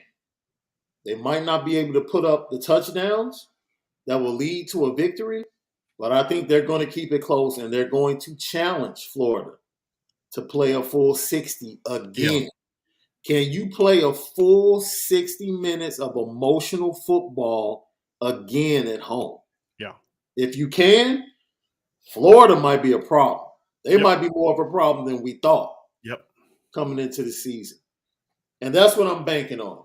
Just them not having enough in the tank and Kentucky being able to take advantage of that with, Will Levis having another. I think Will Levis, because Cam Rising had opportunities against that secondary. Yes, he did. Yes, so he did. If Will Levis can step up and make some big plays along with his receivers, I think Kentucky can come out of that with a win. If not that, agree. Definitely keep it close. I still think here's another thing too, Sean. If you can make Florida beat you throwing the football, you've got a shot. Anthony Richardson's a dynamic kid. Yeah. But he's still a run-throw quarterback in the traditional sense. He made some plays in the past game, but it was mostly off of his running ability. He's still evolving as a passer. If Kentucky can kind of corral that, because I do think Kentucky has a better defense than Utah. I think Utah has some really good individual players like Clark Phillips, but they still don't have a ton of speed on defense. Kentucky's got more speed on defense, in my opinion. And that's still where I'm not a huge Utah fan from a college football playoff standpoint. They earned my respect against Florida, but I still don't see them as a playoff contender. I think Florida, they can't go 12-1 in that league, as bad as that league is, and their only non-conference team was good. They lost. And be a playoff team. I have a hard time with that, but unless they blow people out, it's certainly a shot. But I just feel like Kentucky's going to have more athletes if they can slow down Florida's ground attack, because they ran all over Utah, almost 300 yards. If they can slow down the run game and make Anthony Richardson beat them throwing the football, that's where I think Kentucky can have a chance to win this game, because they can force them to some mistakes. Yeah. It's kind of like how Notre Dame was in 2017 with Brandon Wimbush. If you could force Brandon Wimbush to beat you from the pocket, you had a chance to beat that Notre Dame team. Absolutely. And that's, to me, still a key for Florida, because their receivers are solid, but they don't have the pass catchers they used to have, Sean. So that to me is going to be a big key for Kentucky in this football game. So let's move on, Sean, to another big game for the SEC East, and that is a SEC East ACC battle this weekend of number 24 Tennessee at number 17 Pitt. Very intriguing game. Pitt went on the road last year and beat Tennessee 41-34 in what was a very entertaining game. We are going to see a interesting game this year, Sean. I'm going to let you go first on this one, kind of talking about how you see this game playing out. Do you have your score prediction for this one, or do you need me? I took Tennessee 31-27. Correct. I took Tennessee 31-27. And I think I undersold that, Brian, because I do believe as a bettor, I would advise people to take the over in this game. Mm-hmm. And the over is at about 64.5. So I would bump that up to something like 37-30. Mm-hmm. Just to make sure to get over the over. But Tennessee's going to win. I buy a touchdown, and I think they're, a 6.5 point favorite? Yes, sir. 6.5 point favorite. So that might be a combo. Take Tennessee and the over, unless you just want to take them on the money line. But I definitely think Tennessee is going to win this game. I was impressed with them defensively in that first game. Hendon Hooker, under the tutelage of Josh Heupel, just looked so much better as a quarterback. Mm-hmm. And he probably could have looked the same way at Virginia Tech, but his coach just didn't know what the heck he was doing. And didn't believe in him. Yeah. Josh Heupel, once Josh Heupel made the move, and you could argue he should have done it sooner. He went with the big arm kid, Joe Milton, at the beginning, and I get it. Every quarterback coach in the world sees the 6'5" kid with a cannon, and they're like, no, I can coach that up. I can coach that up. Nope. But once he did go with Hendon, he let him go. Yeah. So, okay, you're our guy now. Let's roll. And he took the handcuffs off of him, which Justin Fuente never did. And the kid, like, oh, okay. Now I see why they always won every time he ever got on the field of Virginia Tech. Because he can play. He's a leader. You could just see it. The command he had, the eyes were on him in the huddle. The guys played for him. And he has some playmakers now. They added some playmakers through the transfer portal, recruiting. And they're continuing to recruit at a high level. They've been in on some 5-star guys in the 23 class. They got Nico and Maliva coming. I'm very, very pleased with, and I think they're one of our dark horse picks to win the East. Yep. Well, to battle for sure. Yeah. To battle for sure. If it was basically like if a team's going to challenge Georgia, who would it be? Yeah. And it was between Tennessee and Florida, maybe Kentucky. Tennessee was the one that you and I kind of went with is that because they have some athletes, man. Sometimes I worry about teams like Tennessee that knows they can score, getting into this type of matchup, and then all of a sudden you're just susceptible to football and the football gods and turnovers and things just happening. But Hendon Hooker is so good. I don't see that. I think the turnover guy in this game is definitely on the other side of Keaton Slovis. Yeah, Pittsburgh, and I think Pittsburgh is going to put up points. But I think Tennessee just has too much at the end of the day. I think you hit the nail on the head on what's going to determine if Tennessee is or is not a team that can be a surprise this year. It's not Hendon Hooker and Cedric Tillman in the offense. We know that's going to be good. It's can they stop anybody? Yeah. And I think that's a big thing for me. I went Tennessee. I actually don't think this game is going to be close. I don't. I was not impressed with Pitt last week. I thought West Virginia handed him that game. Just like even the pick six, like it literally the guy was wide open. Dropped it. Just went right through his hands. Hits him right in the hands, just pick, and then nobody from West Virginia goes and tackles him. Yeah. I mean, just some of the stuff West Virginia was doing that game. It's like you guys, if you would have told me, and I'm saying this jokingly, that a bunch of West Virginia kids had bet on the spread of the game and they had to lose by 7. I'd have been like, yeah, that's pretty much how the game would have gone down if they were throwing it. They didn't, right? I'm just saying, that's how bad some of the stuff they did was like, how does that happen? I mean, JT Daniels was hitting dudes straight in the hands all game, and they were just dropping balls nonstop. He was. And the Tennessee offensive line is going to give him a lot more time to throw than what the West Virginia line gave JT Daniels, in my opinion. I'm not impressed with West Virginia's roster. I'm not impressed with their talent. I think they have a really talented quarterback who made that game closer than it should have been. I was not impressed with Pitt either. They ripped off some big plays offensively, but they gave up a ton of sacks in that game. I mean, Keaton Slovis takes more sacks than any quarterback I've seen in a long time. I mean, it's amazing. Yeah. So they hit some big plays, but I don't think you're hitting those big plays against Tennessee, Sean, and I really don't. And I know they beat them last year, but they needed Kenny Pickett to beat them last year. Yeah. And with all due respect to Keaton Slovis, He ain't Kenny He Pickett. ain't Kenny Pickett. I'm You know what I glad. mean? You know what? I'm glad we dodged that bullet. Like Yeah. even if we were the first team to call him, Yes. I'm glad he chose to go elsewhere. Who's that? Keaton Slovis? Yeah. Oh, yeah. I thought for a second I thought you were talking about Kenny Pickett. I was like, no, I'm sorry, I'm going to have to disagree with you. I'd have Oh, taken no, Kenny no, Pickett. no, no, no. You know, the story came out. Yes, Keaton Keaton. Slovis said Correct. that Notre Dame was the Correct. first call he got as soon as he entered the portal, and it's like, Correct. well, we dodged that one. But they weren't trying to bring him in to be the starter, just to Yeah. kind of come in and battle. So, but yeah, I'm not impressed by them. I picked actually a 34-16. I picked Tennessee to win 34-16. That was my pick for this game. Okay. I really, I'm just not blown away with Pitt's talent. And Yeah. I just, I could be wrong. I could end up looking like a non-believer and all that kind of stuff. It's just they lost too much. Now, I did like the aggressiveness of their defense, but again, I think they took advantage of a really bad West Virginia offensive line. They did not impress me at all. Even though they have a young tackle that I love, Wyatt Milam, very talented young kid. He's just young. Yeah. I don't think this game's going to be overly competitive. And I know it's at Pitt, but I just think Tennessee's a better team. And here's the thing about playing Pitt. They don't really have a big home field advantage because their crowd is usually small, Still, yeah. right? It's an NFL stadium. It's not their state. It's not like there's a bunch of Pitt stuff everywhere, right? It's their crowds are never that good. I mean, they don't even sell out when Notre Dame comes to town. And there's a ton of Notre Dame people in Pittsburgh.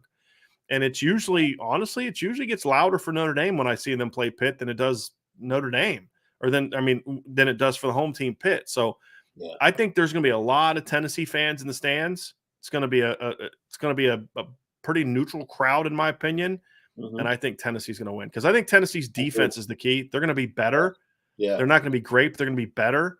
And I just think they're going to take advantage of it. And they did a good job slowing down my Ball State's run game. Now, it shouldn't be too hard. Ball State shouldn't run on you, but they did what they're supposed to do. And so I'm going with Tennessee in this game. And it's going to be a tough loss for the ACC, which is why some people are picking Wake Forest to get beat by Vanderbilt. I don't see that happening, especially if Sam Hartman plays. I don't see them. No, I'm sorry. They give up 31 points to Elon. Okay. Hey, I love the Fighting Clark Lees, but yes. But could you imagine how bad of a week it would be for the ACC if Vanderbilt beats Wake Forest and Tennessee beats Pitt? Your two best teams in the league last year both lost to teams that were like middle of the road to bottom of your conference. Yeah. That would be bad. But I don't see Vanderbilt beating Wake Forest. I could be wrong, but I just don't see it. Let's go to the Big 12, Sean, in a game of future Big 12 rivals. Not Big 12 rivals yet. Yeah. This is the last year of BYU as an independent. They're going to be joining the Big 12 as long as the Big 12 is still a thing moving forward. BYU will be in the Big 12. And the nice thing about that is the Big 12 starting next year will actually have 12 teams in it. Imagine that. Look at that. How crazy is that? A conference that's why that's the only thing I've ever respected about the Pac-12. Because they always went by the number of teams they actually had. They were the Pac-8 when I was a kid. Then they became the Pac-10. And then when they expanded, they became the Pac-12. Right? Imagine that. And, to me, I want to look at it from the standpoint of actually, did they go to 14 in the last couple of years and then didn't change? I keep forgetting this. Hold on, let's see, 5, 6, 7, 8, 9, 10. No, they're still 12. No, they're 12. They're still 12. I thought so. So this is a big one for both teams. Yeah. Baylor right now is the higher ranked team. Baylor comes into this matchup 9th. I think a lot of that is built on last year. We're going to find out, is Dave Aranda able to reload? Because they lost a lot of NFL talent off their team last year, which was the Big 12 champs, and went and played an SEC team in a bowl game and whooped them, physically whooped them. And then you've got BYU. They're an upstart. Their coach has done a tremendous job. I mean, he was kind of on the hot seat 3 years ago, has really gotten this program going.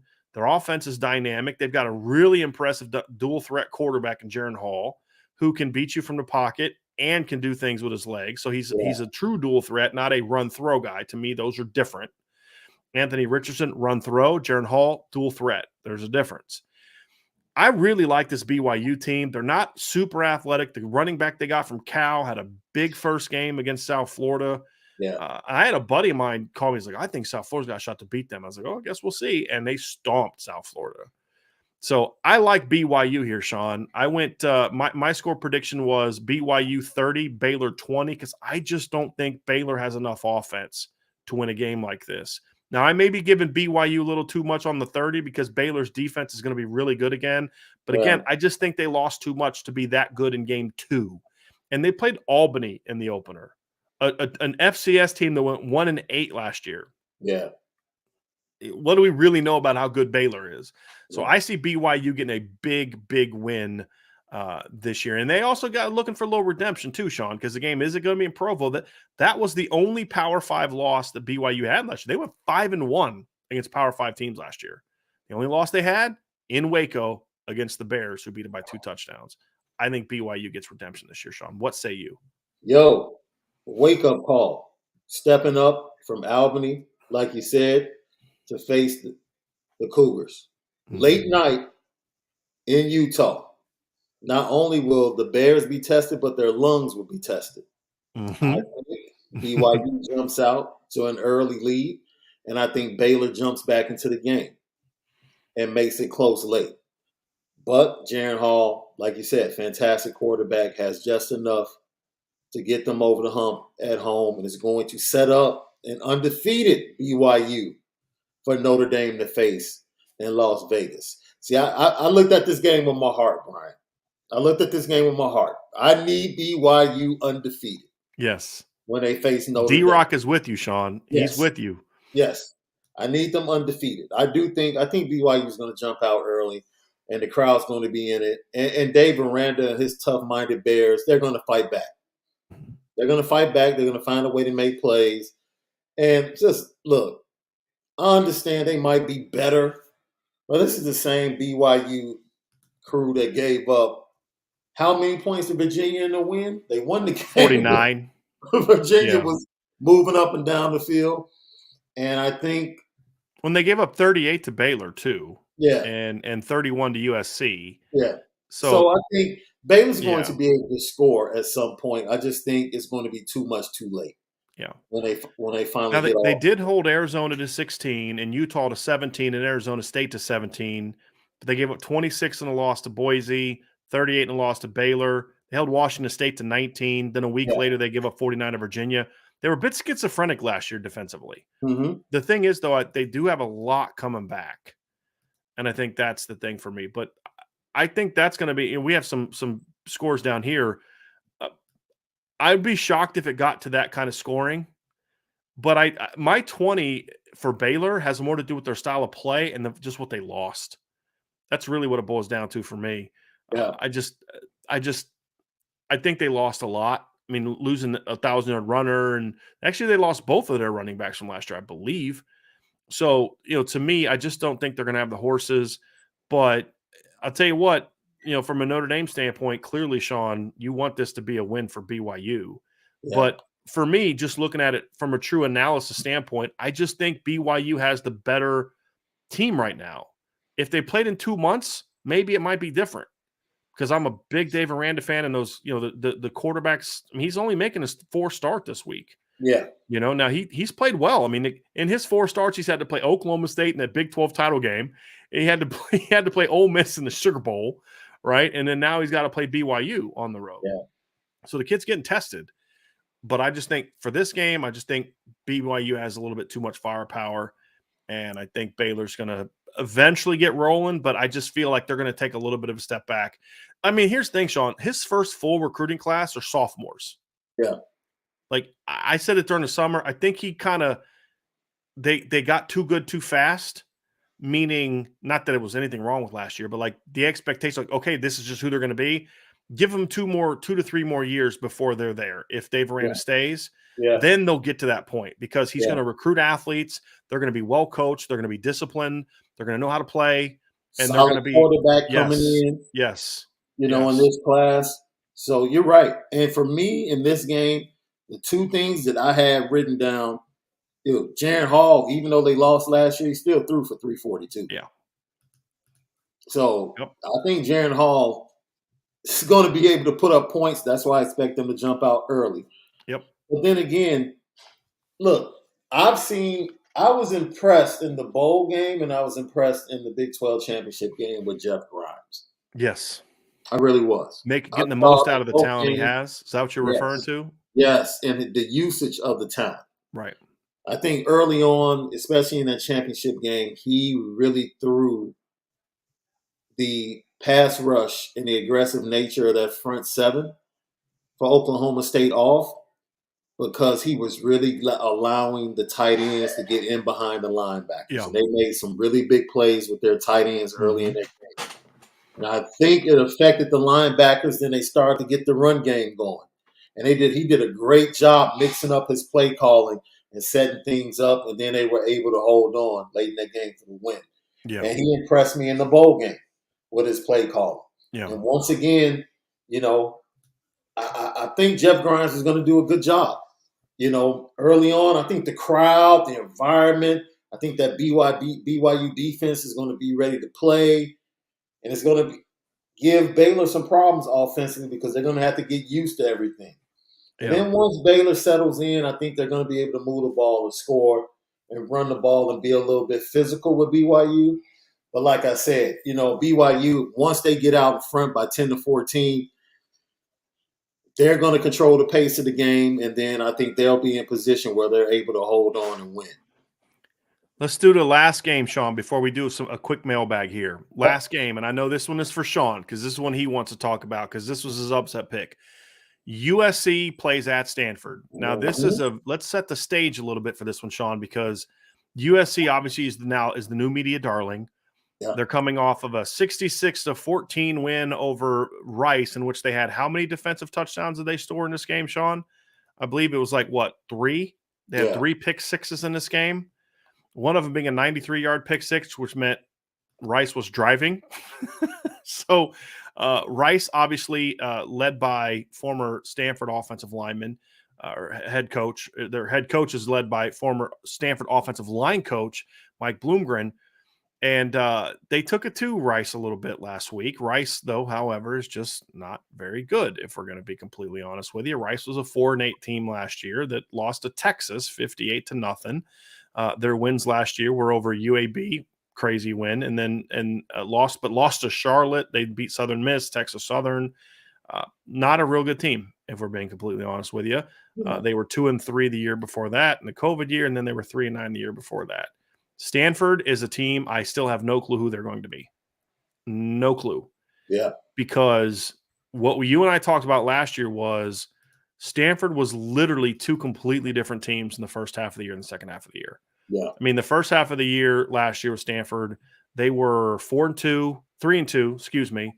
They had beaten USC convincingly at USC, had bad losses to Kansas State and UCLA, but then they beat Vanderbilt convincingly, beat Oregon, and they could score. And their offense was good. Then the second half of the year, they were terrible and got blown out by everybody. I mean, literally, their last 4 losses were by 45, 21, 30, and 31. It's just, I don't know who Stanford is. Yeah. But the one thing we know is this is going to be one of the few games all year that they're going to be healthy. And so does they the always talent get come USC early? Yes. When they're healthy. So you have USC winning, Sean, or Stanford winning, Sean. So talk to me about how you see this game going down, other than just we hate USC, which is I'm with you. Main reason. Yeah. Why do you see Stanford winning this game? Because I don't think people realize that Tanner McKee is a good quarterback. Yeah. That they have some really good. I'm forgetting the name. 84, the tight end. Ben. Why am I forgetting his last name? Urasek. Yeah. And Wilson and Higgins are good veteran receivers. It's not like Stanford's walking in without talent. Right. They have offensive talent. The problem is they played Colgate last week, and they gave up 142 yards rushing. Right. So the defensive line is going to be a problem. But USC isn't about to line up and take advantage of that. That's not what they do. They're not about to pound the ball. And if they do pound the ball, that gives Stanford a chance to stay in the game. Because what Stanford has actually is also some decent defensive backs. This is why this matchup, you ever seen a team that no matter what you think about their program, they have a psychological advantage Yes. over a certain program. Yes. And this is Stanford with USC. We've Yes. seen David Shaw slide as a program and Stanford slide as a program, but they are always ready to line up and believe we can bully these dudes. Yeah. We know we can bully them.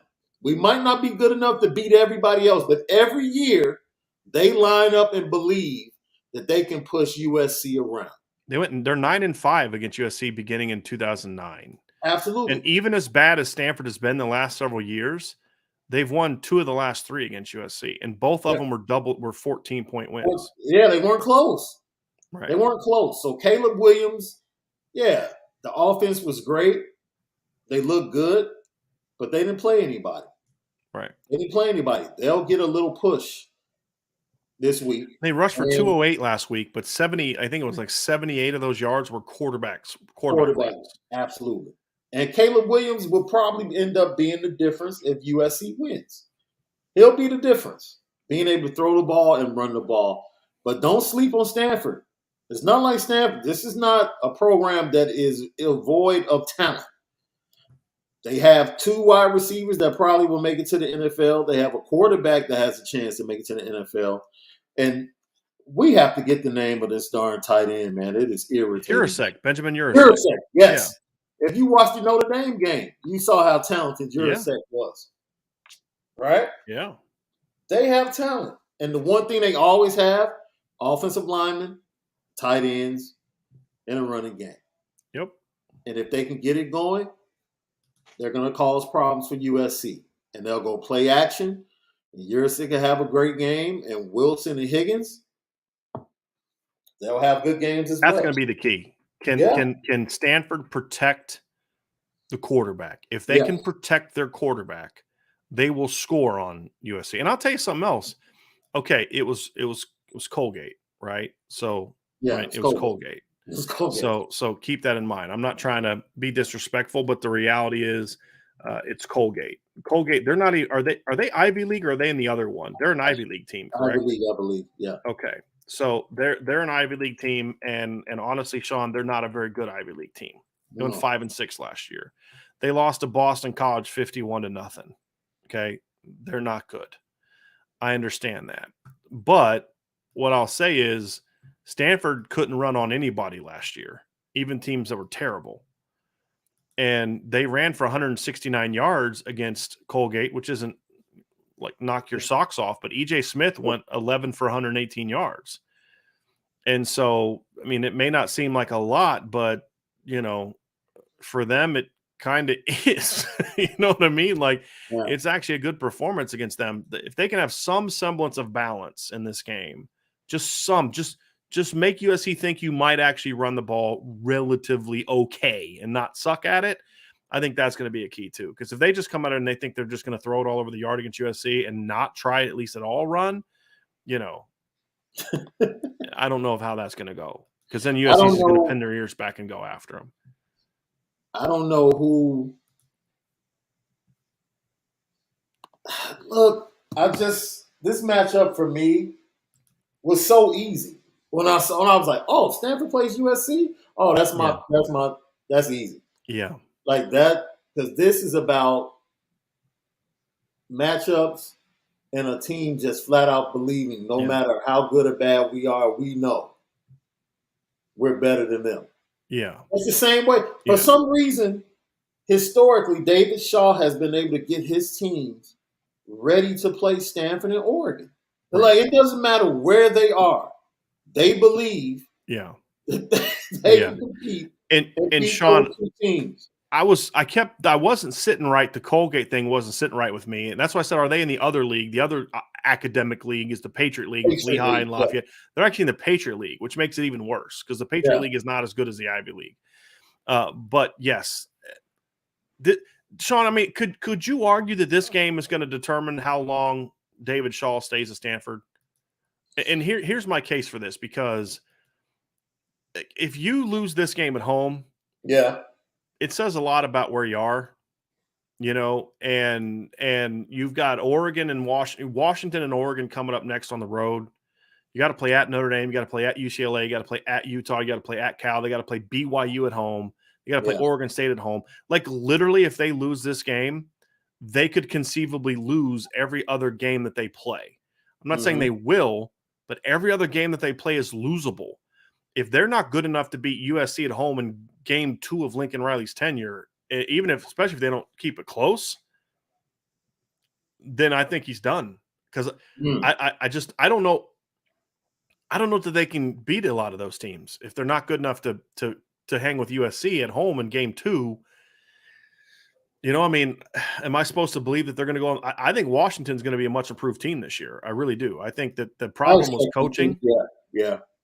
I like Kalen DeBoer. I mean, the last time we saw Kalen DeBoer and Michael Penix together, he looked great. And guess what? Michael Penix without Kalen DeBoer was terrible.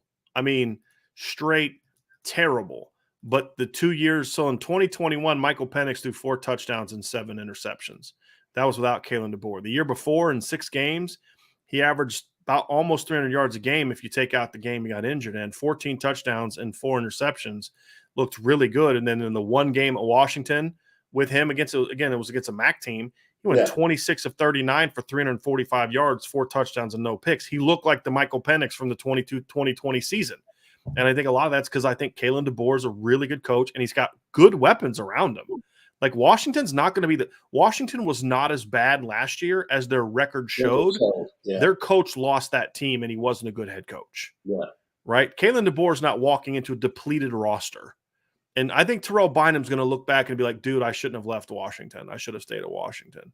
Like, I made a mistake going to USC with all these other guys. That Washington offense is rolling. Then they got to play at Oregon. You know, then Oregon State at home. Oregon State's a good football team this year.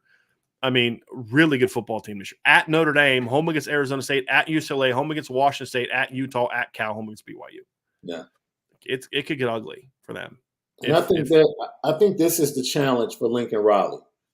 This is when Lincoln Riley really finds out what's in his locker room. Like a game like this. Like he really finds out, right? Because he's trying to establish culture, right? And this is the type of game where things can be going good, and then all of a sudden it's like, oh, here we go again with Stanford. Because these kids have been in those games. He's trying to change the culture too. Yeah, that's what I'm saying. Yeah. But those kids still have the memory of it's Stanford. Here we go again. Well, we saw that with Brian Kelly at Notre Dame. It took Brian Kelly till year 3 when they beat Stanford before the culture changed. That's why Notre Dame lost so many games his first 2 years that they had no business losing. Yeah. Because the culture was like Brian Kelly may not have had that mentality of here we go again, but the players did. Yeah. And so when Pitt started to come back, they would lose. When Tulsa did make things, they would get dejected. When Navy started running on them, they would basically tap out. I mean, it was that culture. How quickly can Lincoln Riley change that? And I think we talked a lot about it from the Stanford angle, but the USC angle is interesting too, Sean, because if you can kind of come out and smack the team that's been giving you problems in recent years on the road, it's like, you know what? Hey, coach knows what he's doing. We need to keep listening to him. So this is a huge game. This could be the end of David Shaw or the resurgence of David Shaw. Because if they can beat USC, it says, okay, they're now using their weapons because they have – it's not – Stanford's not going to stink because they don't have players.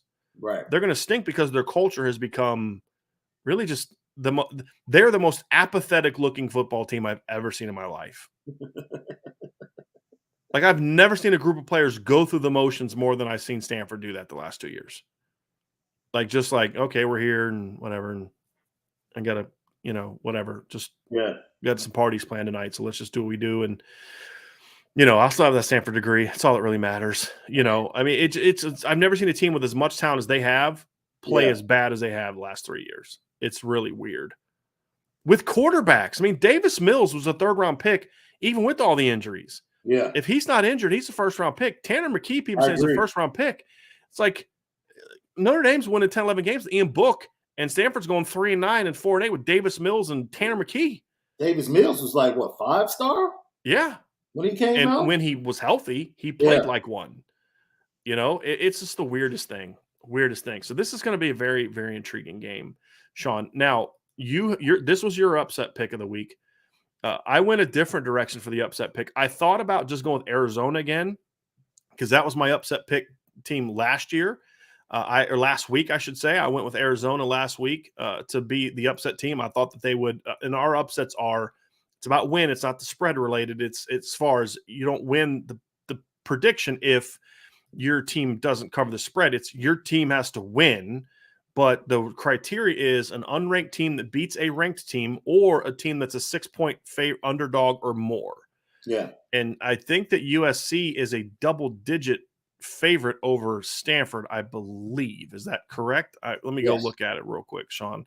I believe that they are, because it's a night game, right? They are 8-point favorite over Stanford at Stanford. I went with a double-digit dog to go on the road and win. Okay, I can't wait. That is the Duke Blue Devils going to Evanston and beating Northwestern. Now, I am breaking my own rule, and that is don't overreact to one game. I'm breaking my own rule. I loved what I saw from Duke in the opener. I think Northwestern would be 0-1 if Nebraska had a competent head coach, and I don't think that game would have been close. Yeah. Nebraska was the far superior team talent-wise. I watched Duke play. They were flying around the ball on defense. They were up 24-0 on Temple. Now, again, it's Temple. But Duke lost to Charlotte, or didn't they lose to Charlotte last year, I believe? And Duke was terrible last year. But I watched that team play, and I'm like, you know what? They've got some decent weapons, right? And the thing about it is I really liked their quarterback. Really liked their quarterback. You talked about him earlier this week. Yes. Yeah. Riley Leonard impressed me. He went 24 of 30 for 328 yards, 2 touchdowns, and he led them in rushing with 64 yards. He's a dynamic kid. I thought he had some good athletes throwing. He was throwing the ball to some good athletes, and they called the dogs off in the second half, which I didn't like. They're up 24-0 on Temple in the first half. Now, you may say, hey, it's Temple. Okay, but did you watch Duke last year? Did you see them last year when they lost to Charlotte? You know, when their wins last year were over Northwestern, who stunk, Kansas, who stunk. They got blown out by North Carolina, 48-0 to Virginia, 45-7. Wake Forest, 54-29 to Pitt, 48-17 to Virginia Tech, 62-22 to Louisville, and 47-10 to Miami. They're not walking into the stadium against – they were 3-9 last year. Oh, by the way, their other win was over North Carolina A&T. They're not walking in any stadium and saying, hey, we're Duke, we're here, and you're Temple, and you stink, and we're going to blow you out. That's not who Duke is. But that's who they were on Saturday. I was really impressed by them, and I was not impressed by Northwestern in that win. Now, they played hard because Pat Fitzgerald seems to always play hard, but I did not see a very athletic football team, in my opinion. I saw them beat a team who basically does not have any clue how to win. No clue how to win. None in Nebraska. So that's my upset pick is Duke upsetting Northwestern. They're a 10-point underdog in this game, which really surprised me, to be honest with you. I was surprised. Are you that impressed with Northwestern beating it's 10.5 points now? Are you really that impressed with Northwestern beating Nebraska? You know what I mean? Look. Well, the fighting Pat Fitzgeralds, dude. Or, to show more respect, the fighting Dave Ennetts, who is Mr. Wildcat himself here in Chicago. That makes so much sense. I didn't think you would go that direction, but it makes so much sense. As soon as you said it, I said, yep, that makes sense. Because Northwestern they're not good. No. They're not good. Now, no. I said this before. What Northwestern does have is some pretty good defensive backs. Yes. How is that possible? How? Their defensive back coach is phenomenal. But I mean, it's like you watch, these kids are athletic. Where are they finding these kids? Yes. But Brian, it's the same thing we said about Mike Mickens. Yep. When you have the ability to scour film and find those guys that everybody else overlooks, like a Sauce Gardner, when you can come to your head coach like Mike Mickens did, and look, Mike Hankwitz, he does a fantastic job as the DC. But he's not there. He's not there anymore, right? I think. Wait a minute. Did he leave? I thought he retired after last year. I could be wrong on that. Let me just look at that, Sean. I could be wrong on that, but I thought he retired after last I year. think you might be right. Yeah, no, he retired after 2020. Jim O'Neill goes into his second year there, so he's an NFL guy. So he's going into year 2. But Yeah. the thing But I'll say is having Pat Fitzgerald there as the head coach has allowed Yeah. the culture that Mike Hankwitz established to remain. And he passed it I on will to say Matt that. McPherson. Right.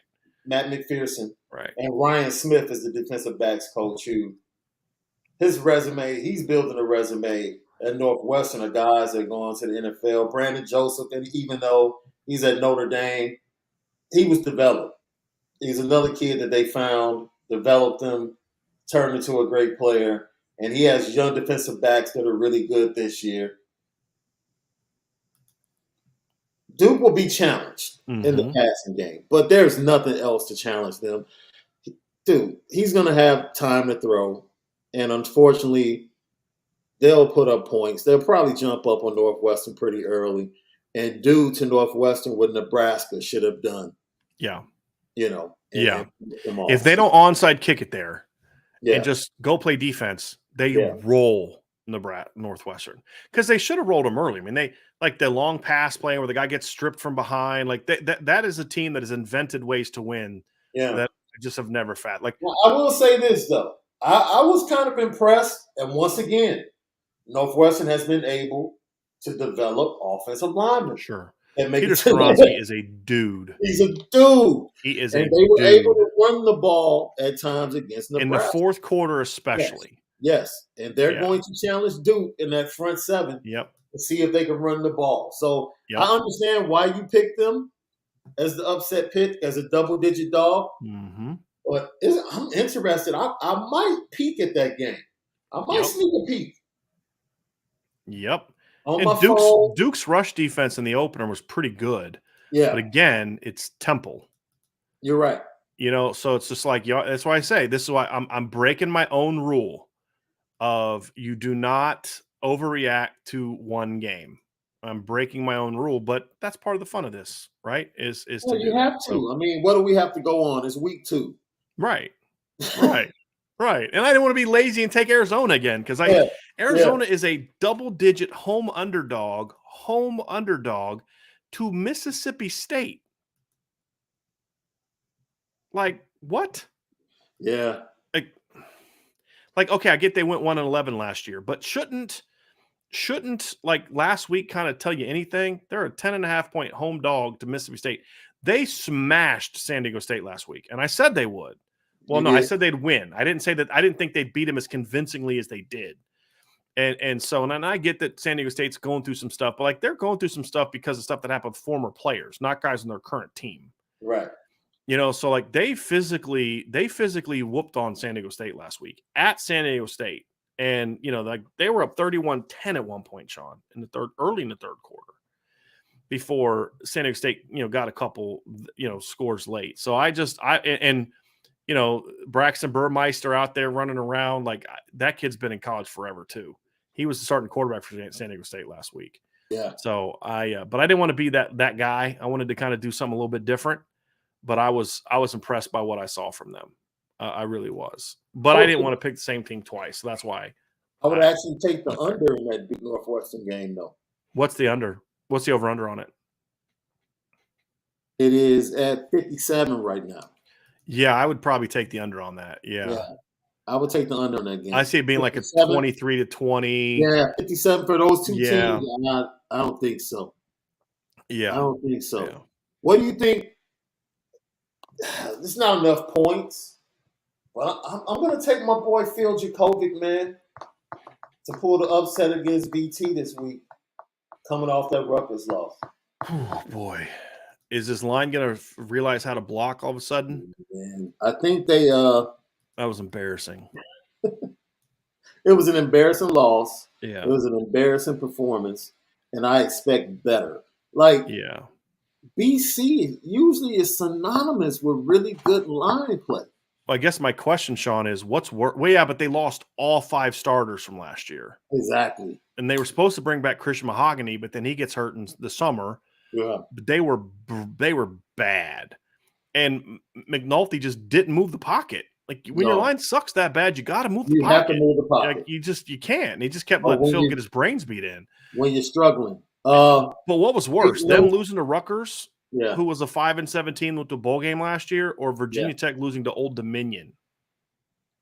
Like they're both coming off brutal losses. They were really bad losses. They are, and Jeff Hafley has too much talent on offense for this team not to be better. And he's a great defensive mind, but if they don't figure out how to start maximizing the talent that they've had the last couple of years on offense, he's going to have a hard time winning enough to get the kind of job he probably should otherwise get. Yeah. And that's one of the things to get over, like as a defensive-minded coach, getting over yourself and allowing your offensive coaches to play freely. Right. And to have freedom. And not think this is our game plan, this is what we're going to hang our hat on. That's cool as a foundation, but we're going to have to grow that thing and build it up a little bit more as we go throughout the schedule. Sean, I'm a little disappointed in you this week, though. I'm going to be honest with you. Okay, let's get it. I thought that your upset pick was going to be this. LSU and Southern? John A1 says, if my alma mater beats LSU this week, I'm going to be a troll. Bro, I will lose all professionalism if Southern beats LSU this weekend, Sean. Look, I can guarantee that Southern will win the halftime show. I can guarantee that. Do they ever not win the halftime show? When the Southern Bells walk out, I can guarantee. And aren't they kind of like Concord De La Salle back in the day? Yes. When it comes to halftime games. Yes. Like 200-some straight wins. Yes, that's they're going to win that. As far as the game, I don't know. Maybe they can kidnap Neighbors and Butte and the rest of the receivers. Yeah. Or just hope that Brian Kelly just alienates the whole team, that they just quit on him. And I know that they scored 84 last week, but that team was just not good. Yeah. It's a Division II team. Yeah. This is a different animal. Yeah. I don't see that happening, but man, would I love it. I'm not going to lie to you, Sean. I would thoroughly enjoy that. I just can't even tell you. So, Sean, before we get out of here, we have some super chats and some questions that I want to get to before we bounce. Jacob Saylor with a super chat. Thank you, Jacob, very much. We have to hang a high number on Marshall to prove we have a really good offense. A 31-3 doesn't prove anything, but a 54-14 loss does.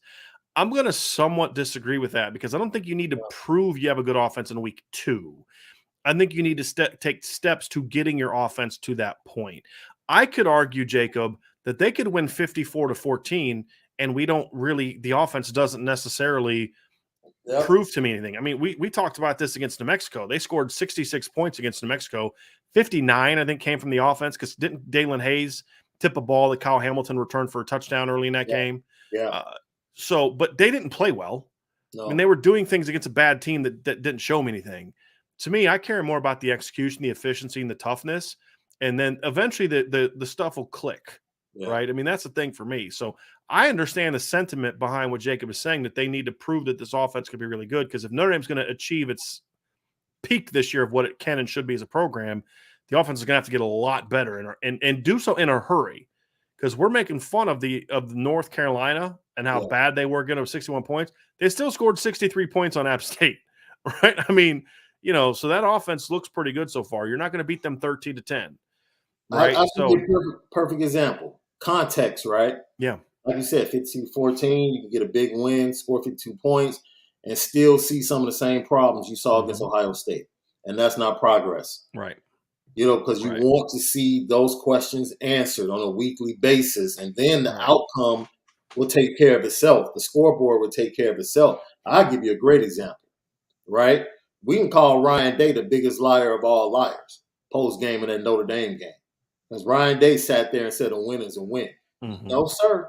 No, sir. Your best wide receivers on the sideline. You know darn well you saw receivers that you thought would take a step forward and be dudes. They weren't able to do it. Mm-hmm. Well, Jackson Smith and Jigba better come back healthy real soon. Or Do you have any know, ideas? Did they end up getting results on? Because somebody had told me that they thought he might be out for a while. I really hope not. 2 to 3 weeks is what 2 to I 3 heard. weeks. Ugh, Two to I three hate weeks is that. what I heard. And I hate when I don't care who, if it's the other team or not. yeah, Because I love watching that kid play. yeah, I mean, so I don't want to be out. yeah. Plus Notre Dame needs Ohio State to, Yeah, they were talking on the Big keep winning. Six, the Big Show yesterday, and I forget his name. The Perry, Joshua Perry, Mm-hmm. said he played in Ohio State. He said 2 to 3 weeks because they're going to be cautious. Yeah, Because smart. I mean, it's kind of like what I wouldn't have played Jared Patterson this week, to be honest with you. Just me. I'd be cautious. I want to get him healthy. Yeah, Even if it's Jackson a Smith was, hamstring, man. yeah. It's a Even if he was hamstring. 90% this week, it's flipping Arkansas State. Yeah, Like, you need that kid healthy to go out and beat, Michigan State and Penn State and Michigan, and then the postseason. You can't afford to rush that kid back. yeah. And he gets hurt. That's the smart thing. You got Arkansas State and Toledo the next 2 weeks before you play Wisconsin. There's no reason. My point is Ryan Day Yeah. Ryan Day isn't happy with that offensive performance. Yeah. He's not happy. He can say what he wants to say. He breathes a deep sigh of relief because he knows they came really close to have a loss at the beginning. And our Ohio State fan, Archer, says, Sean, don't forget that Fleming, and I'm only calling him that now because he's talking about Ohio State. Don't forget that Fleming and Babb were out as well. 3 of the top 5 receivers were missing, and the only one who struggled was Marvin Harrison Jr. Mecca had 9 catches for 90 yards. Look, my thing, though, is we were told all offseason that Marvin Harrison might be better than Jackson Smith and Jigba. Right? I don't want to hear that. Yeah. I don't want to hear that. You had 2 5-star receivers on the field. I don't want to hear that. I don't care who was out. You had 2 5-star receivers that went for over 100 yards in the Rose Bowl on the field and talked all off season about the plethora of weapons you had at your disposal. Right. And as soon as one player went out, the lights went out. I don't want to hear that. You can't. And the other thing too is Mecca didn't do a whole lot after Jackson went out. And the other thing too is Cameron Babb. Yeah, Arthur didn't say that. We're talking about Ohio State fans, media, national coverage. Cameron Babb has 0 career catches, and Julian Fleming has 19 career catches for 160 yards. Like, them being out doesn't phase anything. Right. Heck, they had a walk-on catch the game-winning touchdown. Right. So. Right. Yeah, we'll see kind of how it goes. We'll see how it plays out, Sean. But, let's get to another super chat here from Wicked Bronco Productions. Do you guys think that Freeman will actually play Tobias this week? I was pretty upset. We've heard all camp how good he is, and that he might be our best receiver. For him to not even get a route, Notre Dame 11-1. I don't know if I never say he's their best receiver. I say he's their most talented receiver. I think we said all offseason that we thought Lorenzo Styles was going to be their best receiver this year. But yes, there's no excuse for him not to play. None. Yeah. There's none. He was not injured enough to where he can play. I think it was all part of the conservative game plan that was don't make mistakes and all that kind of stuff, and that's why he didn't play. And where Benjamin Morrison got his shot because Cam Hart got hurt 2 weeks ago. Yeah. And so Benjamin started getting reps in practice as Cam was nursing back, and he played really well. And so, yes, Tobias needs to play this week. Do we think that he'll play? I think he'll play today. The question is, or tomorrow. The question, Sean, is, does he play early or do they put him in later when the game's in doubt? I would play him early. Like I said, he better be in the first or second series and get a target in the first or second series, or I'm going to be ticked, to be honest with you. I know Irish fans have shown Matt Salerno a lot of love this week. But yeah, I was shocked when We've had a lot of people going after Matt Salerno on our show, to be honest with you. Yeah, which we had to push back on that a little bit yesterday. He didn't put himself in the game, did right? And he made the big catch to set up your only touchdown drive of the game. And he only had 9 snaps. 8. If I'm mistaken, 8 snaps. So he didn't. It's not a Salerno or Tobias thing. It's a play Tobias and Salerno and Jaden Thomas, but just use all your weapons. Yes, is the big thing. And I think Jaden Thomas had 30 snaps. I was shocked. Yeah. by that. I didn't even think he had that many I snaps. saw him in there a lot. They just never really threw him the ball. Never threw him the ball. Yeah. Yeah. And that's what people thought Salerno played more because he got the ball thrown at him. He got the ball thrown at him. Yeah. Yeah. Chief Brody with a super chat says, bear with me. Thank you, Chief Brody. Bear with me. The scenes when Bayou Brian beats 10-1 and number 4 Texas A&M in week 12 to send 11-1 number 5 Notre Dame into the playoff. I would love that. I would love that. Basically saying since A&M and LSU play last game of the regular season, that LSU's number 4. The thing is, though, if LSU's number 4 and 10-1, the odds are they lost to Bama. So then the SEC would get that second pick. So basically saying that you're going to do that. That I would take that. I would take that, to be honest with you. But Brian Kelly would be insufferable if that were the case. That would be the who's goofier bowl right there. There's no doubt.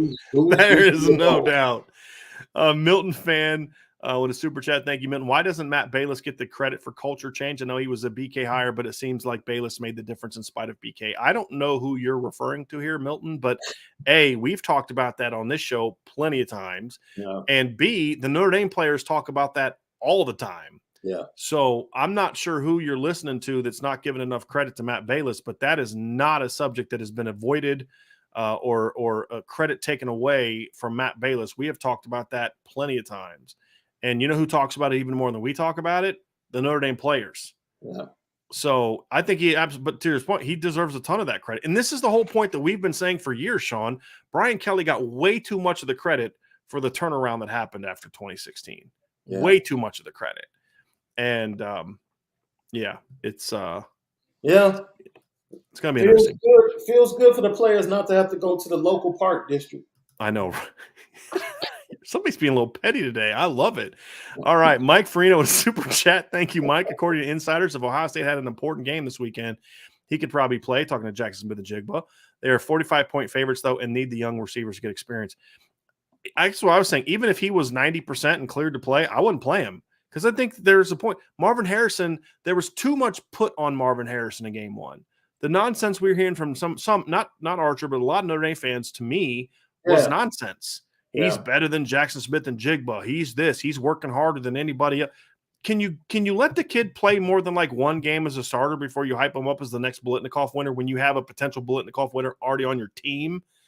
So I do think it's important to allow those kids to play because, again, they didn't step up and make big plays in the second half. Marvin didn't. He still made some catches, but he was going against really good corners, right? I mean, that's the thing. Let him build some confidence up and get rolling because you are going to need him in October, November, Sean. You're going to need him to step up and be that guy. I'll tell you one thing. That would have been a fantastic catch for a touchdown that he dropped in the first half. That was a beautiful ball. It was a beautiful ball, and he slid his left foot right before he went out of bounds. It would have been a fantastic catch. But other than that, like you said, too much pressure, small sample size.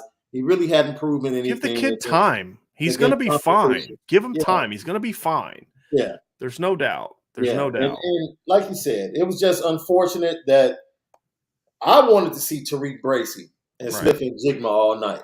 Yeah. I wanted to see that matchup. Yeah. We got robbed of that. Yeah. Because you and I talked a lot about that last week. Mm-hmm. Yeah, that would have been a fun one. That'd have been a fun one. All right, here we go. We've got I think that's all for the super chats for now. There's a couple of questions we got here, Sean. Brandon K. I'll start off the chat by saying this was the first chat of the show. By saying thank you to IB for all this great content. You're welcome, and welcome everyone to campus this weekend. So I am remind people we will be having a tailgate tomorrow. Sean is going to swing by at some point in time. We're going to be in the stadium reserve lot right in front of the stadium, having our tailgate tomorrow. We're going to try to get there around 10 o'clock and be set up around 10 o'clock. So looking forward to it. Looking forward to meet everybody. It's going to be there tomorrow. Tyler Evans, Notre Dame 45, Marshall 13. And Brian, I know you're a diehard Broncos fan, but can we get your boy Rod Smith in the Hall of Fame? Yes. Most underrated receiver ever, in my opinion, is Rod Smith. He gets no love for how good he was. Was a 7th-round draft pick, I believe, or he might have actually been an undrafted guy out of what I think it was out of Missouri Southern or something like that, Sean, I believe. Yeah. big time player for the Broncos. Definitely a guy that I thought, Sean, just didn't get enough love for how good he was, in my opinion. And he had some big years after Elway retired. Elway was done in 1998. Yeah. Rod Smith had 6,000-yard seasons after John Elway retired, Yeah. including That's 100. Yeah, had 113 catches for 1,343 yards and 11 touchdowns in 2001. And that was with Brian Greasy as their starting quarterback. So he was going out there putting up stats with Brian Greasy and Gus Frerotte and guys like that as his quarterbacks. You know what I mean? So, yes, Rod Smith, very, very underrated player, and has got 2 Super Bowl rings. So, he does. there's that. There is that. Very, very underrated player. There's no doubt about it. And, the thing I like too, Sean, he played his whole career for one team. And there's a lot to be said for that. Yep. There's a lot to be said. And great dude. That's the other thing. Very well-respected player. And dude had a monster Super Bowl in 98. I mean, his 70-yard touch, that was a 75-yard touchdown pass against the Falcons. That was huge. Yeah. That was huge. That broke the back. This was like a 10-6 game, I think, at that point in time. Yeah, it was. And the Falcons just missed a field goal. Morton Anderson missed a field goal. And the next play, bam, Elway and Rod Smith connect on a post route for a touchdown. Smash Eugene Robinson, who probably should have been more focused on playing the game and not shout out to Eugene. Not the extracurriculars he got in trouble for before the game. So might have been smart to be a little bit more focused in that game. Goodness gracious. Pedro Ruvalcaba. Hope I'm saying that, Pedro, correctly. Brian and Sean, can you guys talk about the running game, like players and predictions in the area? For me, Pedro, it's about the line. It really is to me. And I'm a big believer that I mean, Sean, we talked about this yesterday. Yeah. Say in my lifetime, outside of Barry Sanders and Walter Payton, every other running back that I've watched perform, no matter how good they are, is dependent on having guys in front of them that can block. I mean, Terrell Davis was a talented back, but Terrell Davis isn't doing what he's doing if he doesn't play behind great lines. Facts. Derrick Henry's a great back, but when his line doesn't block, he doesn't do anything. That's true for Barry Sanders and Walter Payton, the only 2 backs I've ever seen go out there and rack up 1,000-yard after 1,000-yard season on bad teams with bad blocking. Now, with Payton, I'm not talking about at the end of his career. I'm talking about some of the teams he had before the 85 Bears, where they weren't very good, and he still couldn't stop them. And then Barry Sanders would just be like, okay, make 8 people miss behind the line of scrimmage and run for 25 yards. I mean, he had Lomas Brown and a bunch of, for a lot of his career. Yeah. So the backs are fine to me. The quarterback can run. Pedro, it all comes down to the line. And I'll say this: you're talking about a team that gave up 192 yards rushing last year. They have a much improved front seven. They got some guys in. They got a lot of kids that were young last year, are now more experienced. This is going to be a bit of a litmus test for me. I don't want to see Notre Dame go out there and just overcommit to the run game, but they need to run the football. Yeah. And for me, they need to go over 200 yards. They need to average around 6 yards a carry for me. And the other thing, too, is I don't want them to go over 200 yards because they piled up a bunch in the fourth quarter against the second-team defense. That's the other thing for me. So I want to see them go out and have success running the football early. Now, they don't have to run it a million times, but I want to see 200 yards. But the number for me that I care more about, Sean, is I want to see minimum 6 yards a carry. That's what I want to see. And I want to see a run game that's efficient as well. I want to see all of that, and then I want to see visions.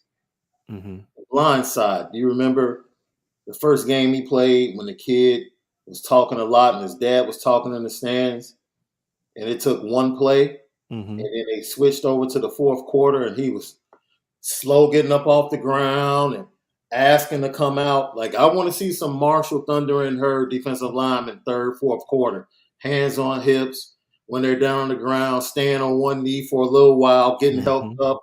I want to know, you know what? They're feeling it. Like Notre Dame is putting it on them. I want to be able to see some visuals in the second half to let me know that Notre Dame has physically imposed their will on the Marshall Thunder and her. Yeah. I would like to see the ball spread around a little bit, but the one thing I definitely want to see this week, Pedro, is more pure run game touches for Chris Tyree. Absolutely. Has to be. Absolutely. Has to be part of it. Has to be part of it for me. Very good question, Pedro. Irish Chi-Town, Sean and Brian, who wins the Northwestern Duke game and what are the keys to victory? We did talk about that earlier, Chi-Town, but I did want to bring up that question. I appreciate you asking that. And I just love the fact that he brought that game up. Yeah. Like who cares about Northwestern and Duke? Our crowd. Because our crowd thinks about that stuff. We're not just Notre Dame only, nothing else matters. I love that he brought up this question. And I love it's Chicago's Big Ten team. That's right. Chicago's Big Ten team, not their team. They were very smart the way they marketed that. Yes, very Chicago's smart. Big Ten team. They were very smart. They were very smart. That is absolutely right. Berkshire Yank, do you guys subscribe to the old adage that a team makes the most improvement from game 1 to game 2? I don't. I think that's true of some teams. I don't think that's true of all teams. I think some teams make improvements from game 3 to 4, 6 to 6. I mean, yeah, I'm just not. I mean, a team that I point to a lot is sort of like a team that kind of broke that mold. As I go back to the USC team in 2016. Yeah. You know, they got killed by Alabama in the opener, and they went out the next week and beat Utah State 45-7. Well, Utah State stunk. They also then went out and lost their next 2 games to Stanford and Utah. They didn't really start getting better until, really kind of mid-October, and that's when they started to roll. I mean, it barely beat Colorado at one point in time that year. Now it's a decent Colorado team, but every team is different. And I'm not a believer in like these adages that like just kind of put everybody into one category. Right. I don't think this Notre Dame team is going to make their biggest jump from week 1 to week 2 from a growth of the team standpoint. I think it's going to be more going into that Carolina game is really when I think we'll see the jumps. But it's going to look statistically like it was a big jump because of the quality of the competition.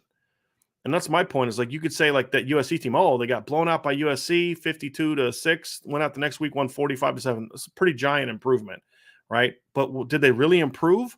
Or did they just play a team that they were way better than, right? And they played a team that were way better than because they went out and lost the next 2 games. So Berkshire, I'm a guy, and I also want to see steady growth. I don't want to see anybody peak from game 1 to 2. Yeah. And it just depends. It's just every scenario is different. Some teams that's true, some teams that isn't. I don't know what it'll be for this Notre Dame football team. I don't. I hope that the old adage is true, though. I will say that. I hope that old adage is true, and I hope Notre Dame comes out tomorrow and is just rolling. Because here's the thing. If Notre Dame comes out and beats Marshall the way that like Ryan Roberts predicted, like 55-6, Sean, that's going to tell us a lot about this team because you beat Marshall that bad, you got to play really well in all phases of the game because this is not a pushover football team. This is the team's gone 14-9 the last 2 years. Yeah. And has been a bowl team the last 2 years. This is not – and Doc Holliday I still don't understand why he got fired. I never followed that. I never kind of read into that. But that guy did a good job at Marshall.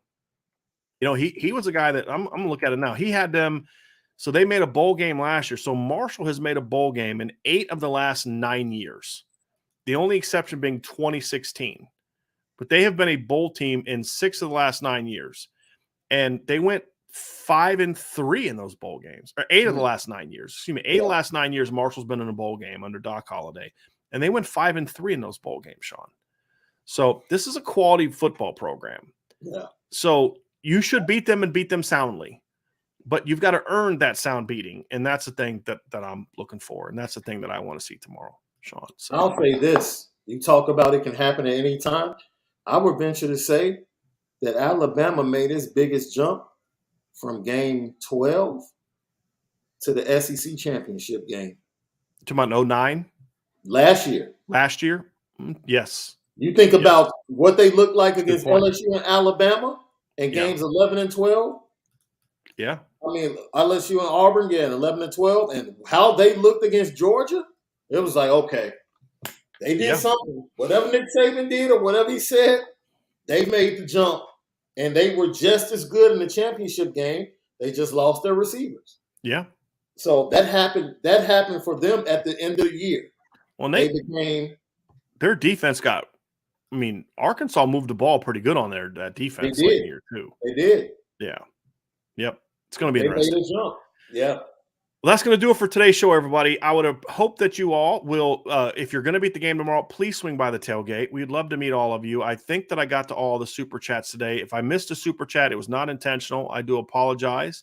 But we appreciate all the support this week. We will have a post-game show tomorrow. Our staff will be a little bit light because Ryan and Sean are both going to be at the game, and they're not going to be able to get anywhere where they can get into a chat after the game. Although Sean, depending on how the game goes, by the time he gets back to Chicago, may jump in and have some things to say. So we'll see about that. But fun show this week, Sean. Thank you for joining me today. I appreciate that. Check out the message board at boards.irishbreakdown.com. We will be tailgating tomorrow. We'll get in there around 10 o'clock is our goal.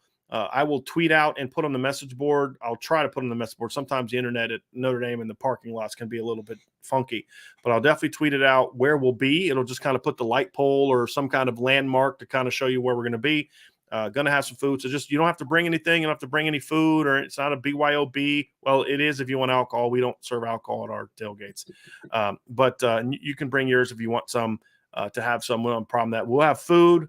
We're going to have a lot of fun, good hanging out, tell some stories, and then, of course, be ready to go into the game and have some fun watching Notre Dame take it to Marshall tomorrow. So Sean will be there. I'll be there. Vince will be there at some point. Ryan will be there. So with the exception of Sean Stiers, who is going to try to come to the game tomorrow, but it's going to be just kind of like show up and go up to the game because he's still, getting healthy and all that. You're going to see the whole IB team for the most part tomorrow. So it'll be a lot of fun. So hope to see you all there. And of course, we'll hope to see you all after the show. 10 o'clock tomorrow, Vince and Jesse Stiers will have the Notre Dame IB countdown to kickoff.